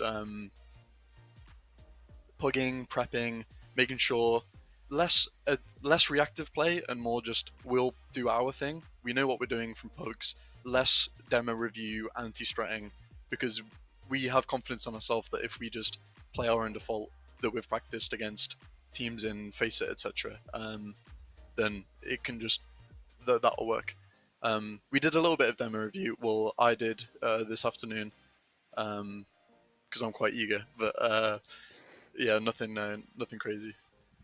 A bit of a last-minute preparation, but speaking again of time as a uni student, have you found it difficult being able to balance both things, really? And I'm assuming then you're also going to have a social life and just everything coming together. Has it been a bit difficult for you?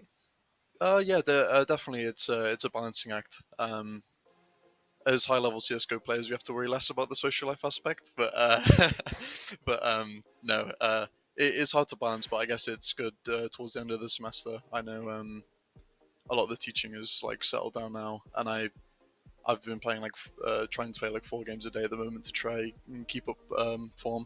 But I know a lot of players on our team just can't dedicate that. Like they're in the later years, can't dedicate that amount of time.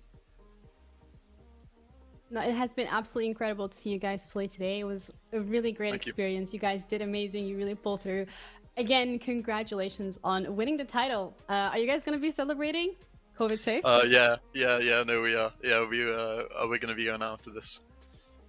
Yeah, of course. Do you happen to have any final remarks you want to share, off of the back of this win? Just thank you for everyone for watching, being supportive in the chat. Really appreciate it. And Team 4, excellent game from them. Really fun final to play in.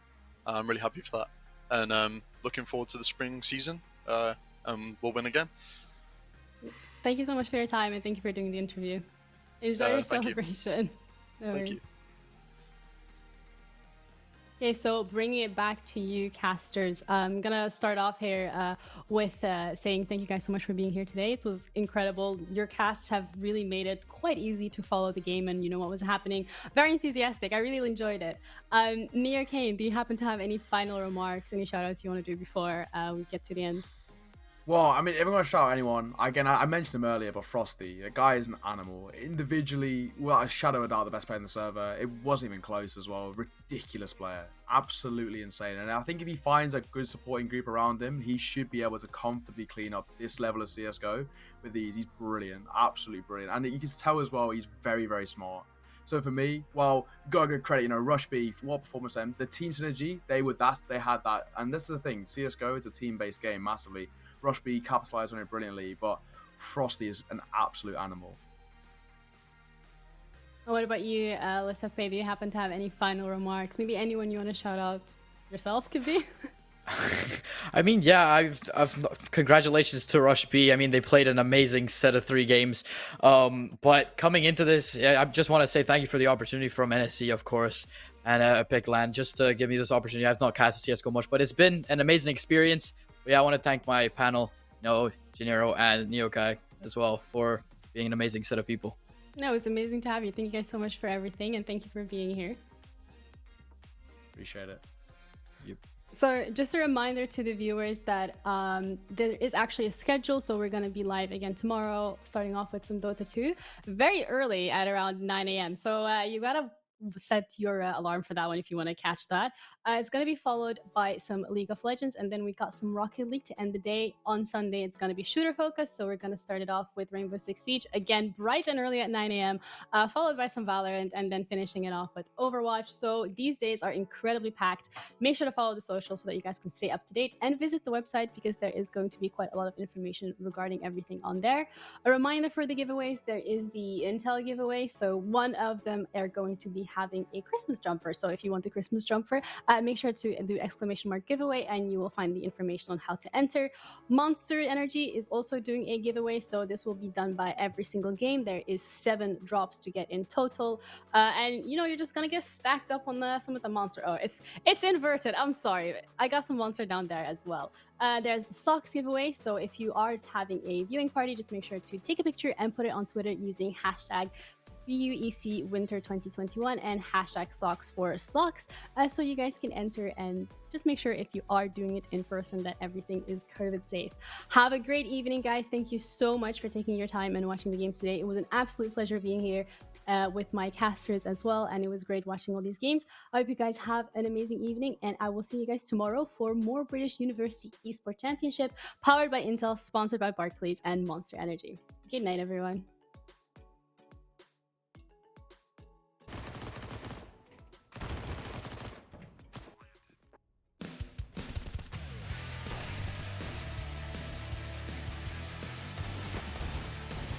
Oof. You guys must be starving.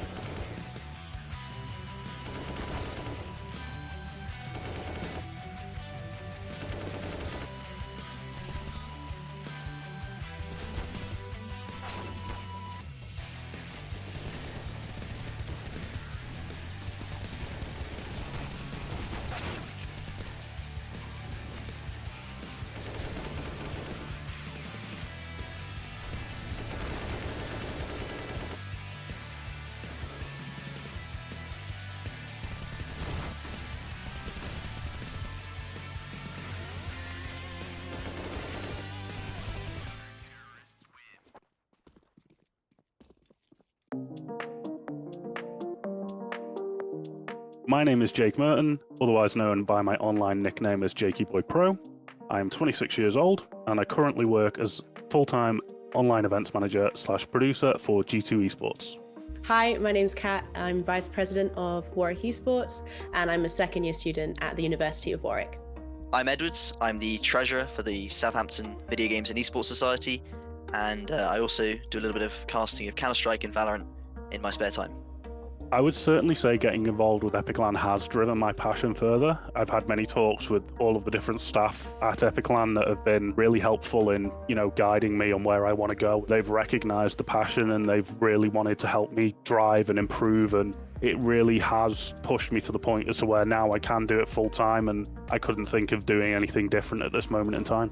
One of the greatest things for me about Warwick Esports is the ability to talk to so many students from other disciplines. It's very hard at university, unless you're in a society, to meet people from other departments. And I think that's the thing I love most about Warwick Esports, is that I'm able to meet those people. I'm now looking at doing a business master's purely because of my friends who were in the business school that taught me, things like writing pitch decks, how to, business management, all those things. So I'd always been interested in esports. So the moment I came to Southampton, I instantly joined the SVG server, asked, how do I get verified? Where do I find a Counter-Strike team? I want to do this. This is the most amazing thing to me. And I got signed up instantly. They put me in a team with a bunch of other freshers. And I'm in that team to this day. My teammates are probably some of my closest friends. You're not always going to land in a team with people that then become your close friends. I think I really lucked out and we've really gelled well. Post-lockdown, we've been able to socialize. We actually went to Epic LAN a couple of months ago as 5, which was one of the most amazing experiences of my life. Never been to a LAN before, never done it before, but to do it with some of my closest friends and best teammates that I could ask for has been an absolute dream. Working in this community really has benefited me in ways that I would never have imagined.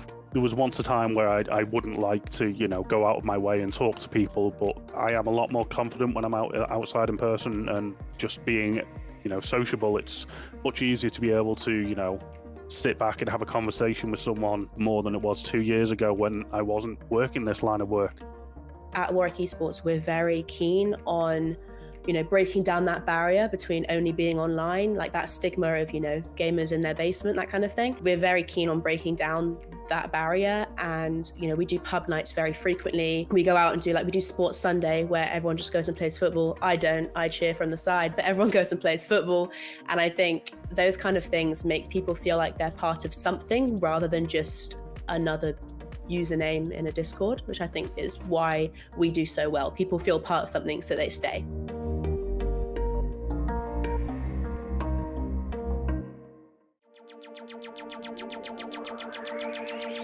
My name is Jake Merton. Hi, my name's Kat. I'm Edwards. I'm the treasurer for the Southampton Video Games and Esports Society. My name is Cameron Doig. I'm a former Epic LAN team leader for their esports media. Used to freelance for ESL UK and run the Dota tournaments for NSC. And now I'm a software developer and in-game manager for Blast.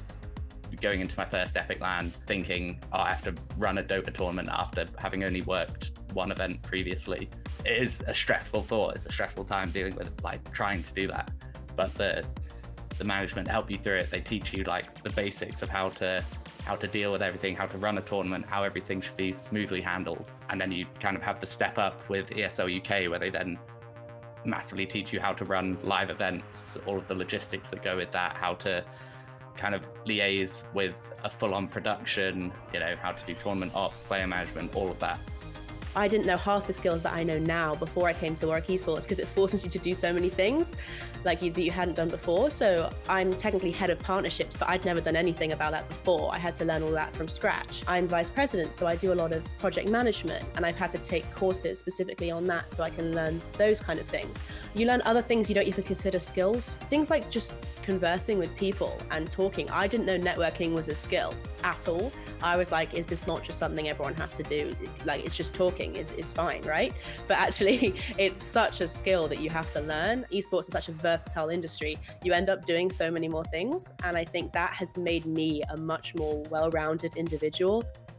Working with all these different groups definitely makes you better socially. You meet a whole bunch of new people every event you do. So slowly you get better at, interacting with these people.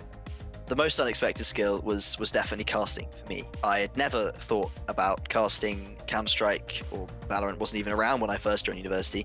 I just hadn't really thought about it. It was just something that when you watched a Twitch stream of a Counter-Strike Major or a League of Legends Worlds, there was just casters there. Although it was really hype, I'd never thought about pursuing it myself. And then with the opportunities that came along with UKV and through NSE, suddenly I'm, doing the Counter-Strike and the Valorant finals for the University Tournament Championship, which was absolutely amazing. And then also getting on to go and do Epic LAN. I did the group stage for Epic 33, I think, which was something I'd never ever thought I'd get to do. I'm not the best player, but at least I was able to contribute to the esports scene, the university scene, and be involved in these amazing tournaments. One of the best things about the community is how helpful everyone genuinely is. Everyone genuinely wants you to succeed. I never had to go about anything on my own. There is such a wide range of skills between so many people that you're never really alone. And that's something I was really grateful for, was that whatever I had to do, there was always someone who knew how to do it and could teach me to do it. I always enjoy teaching people and helping them grow because it's something that I've always had myself. I've always had a community that's willing to chime in on a subject that I'm not too sure on. I always feel that helping other people grow is such a rewarding and nice feeling that I'm never going to turn anyone down unless, the circumstances mean that I can't.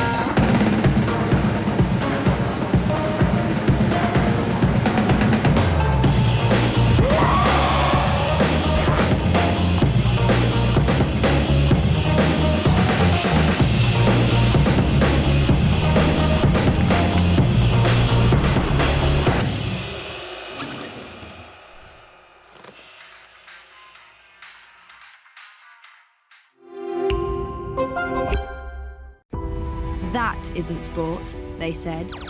When someone told you to stay in your lane, you knew the right answer. The mid. You wish competitors GLHF before the match begins, and hopefully you're dominating more often than not. Video games bring us closer, even when we're apart. And Barclays has seen this.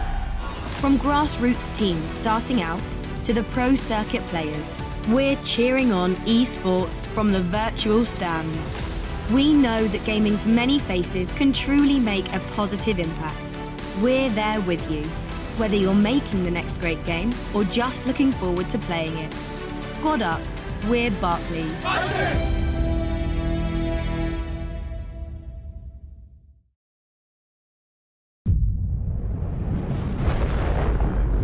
Come with us. The new generation. The next level. Sending it big. You're in for a good run. Let's go. Come with us to the track, to the trails, to the slopes, to the surf, to the fight, to the race. Look at this! To the 4 a.m. starts, training harder, pushing further, hitting back, hard. I love a 10 on you, I get the gang on you. You better pray for it, I put that thing on you. You ever play with it? To the fans, to the followers, and the haters. But it doesn't matter. Come with us to the blood, to the sweat, and the broken bones. Cue rehab. We never quit. We never give up.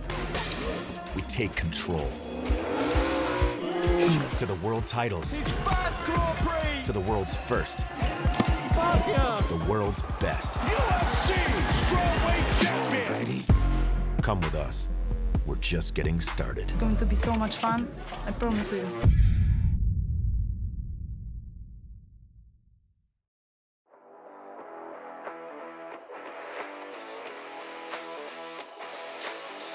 This weekend at the British University Esports Championship, we have live stage finals. We have hundreds of students here from over 20 universities. 8 weeks of online play have led to this one moment. Just everything you could want in one weekend. It's jam-packed. The finals were incredible. I walked in today and I was just blown away by just the standard of everything. It's been brilliant. I've had a really good day. The level of competition here is intense. I've had so much fun participating in the tournament, from the online to the offline events, and to finally come here to finish it all off, I've had a great time. Then you go on the stage, you see everyone, you see the setup. It's a bit scary, but once you get into that game, it's so intense, you're so focused. And to actually have the crowd there, cheering when you do well, it's a great feeling. The atmosphere's been super friendly today. It's really nice to see people from different unis getting to talk and link up, playing and getting along with each other, even though at the end of the day we are all competing for that final prize. It's not only about, being really good, competing, being a pro. It's also about the social side of it. This opportunity to meet other people, have fun, and make friends. Competing in the NEC Championship has been an amazing experience. Playing against people the whole season has been amazing, but the event itself has just been top class, really. It was perfect. Glad we grinded it the whole season. We entered this tournament with not maybe a lot of experience. There's a couple of players on our team who have played at LANs before, but for the majority, none of us have had this opportunity. And obviously we come here today and we've won it, and NEC has enabled us to do that. It's just amazing.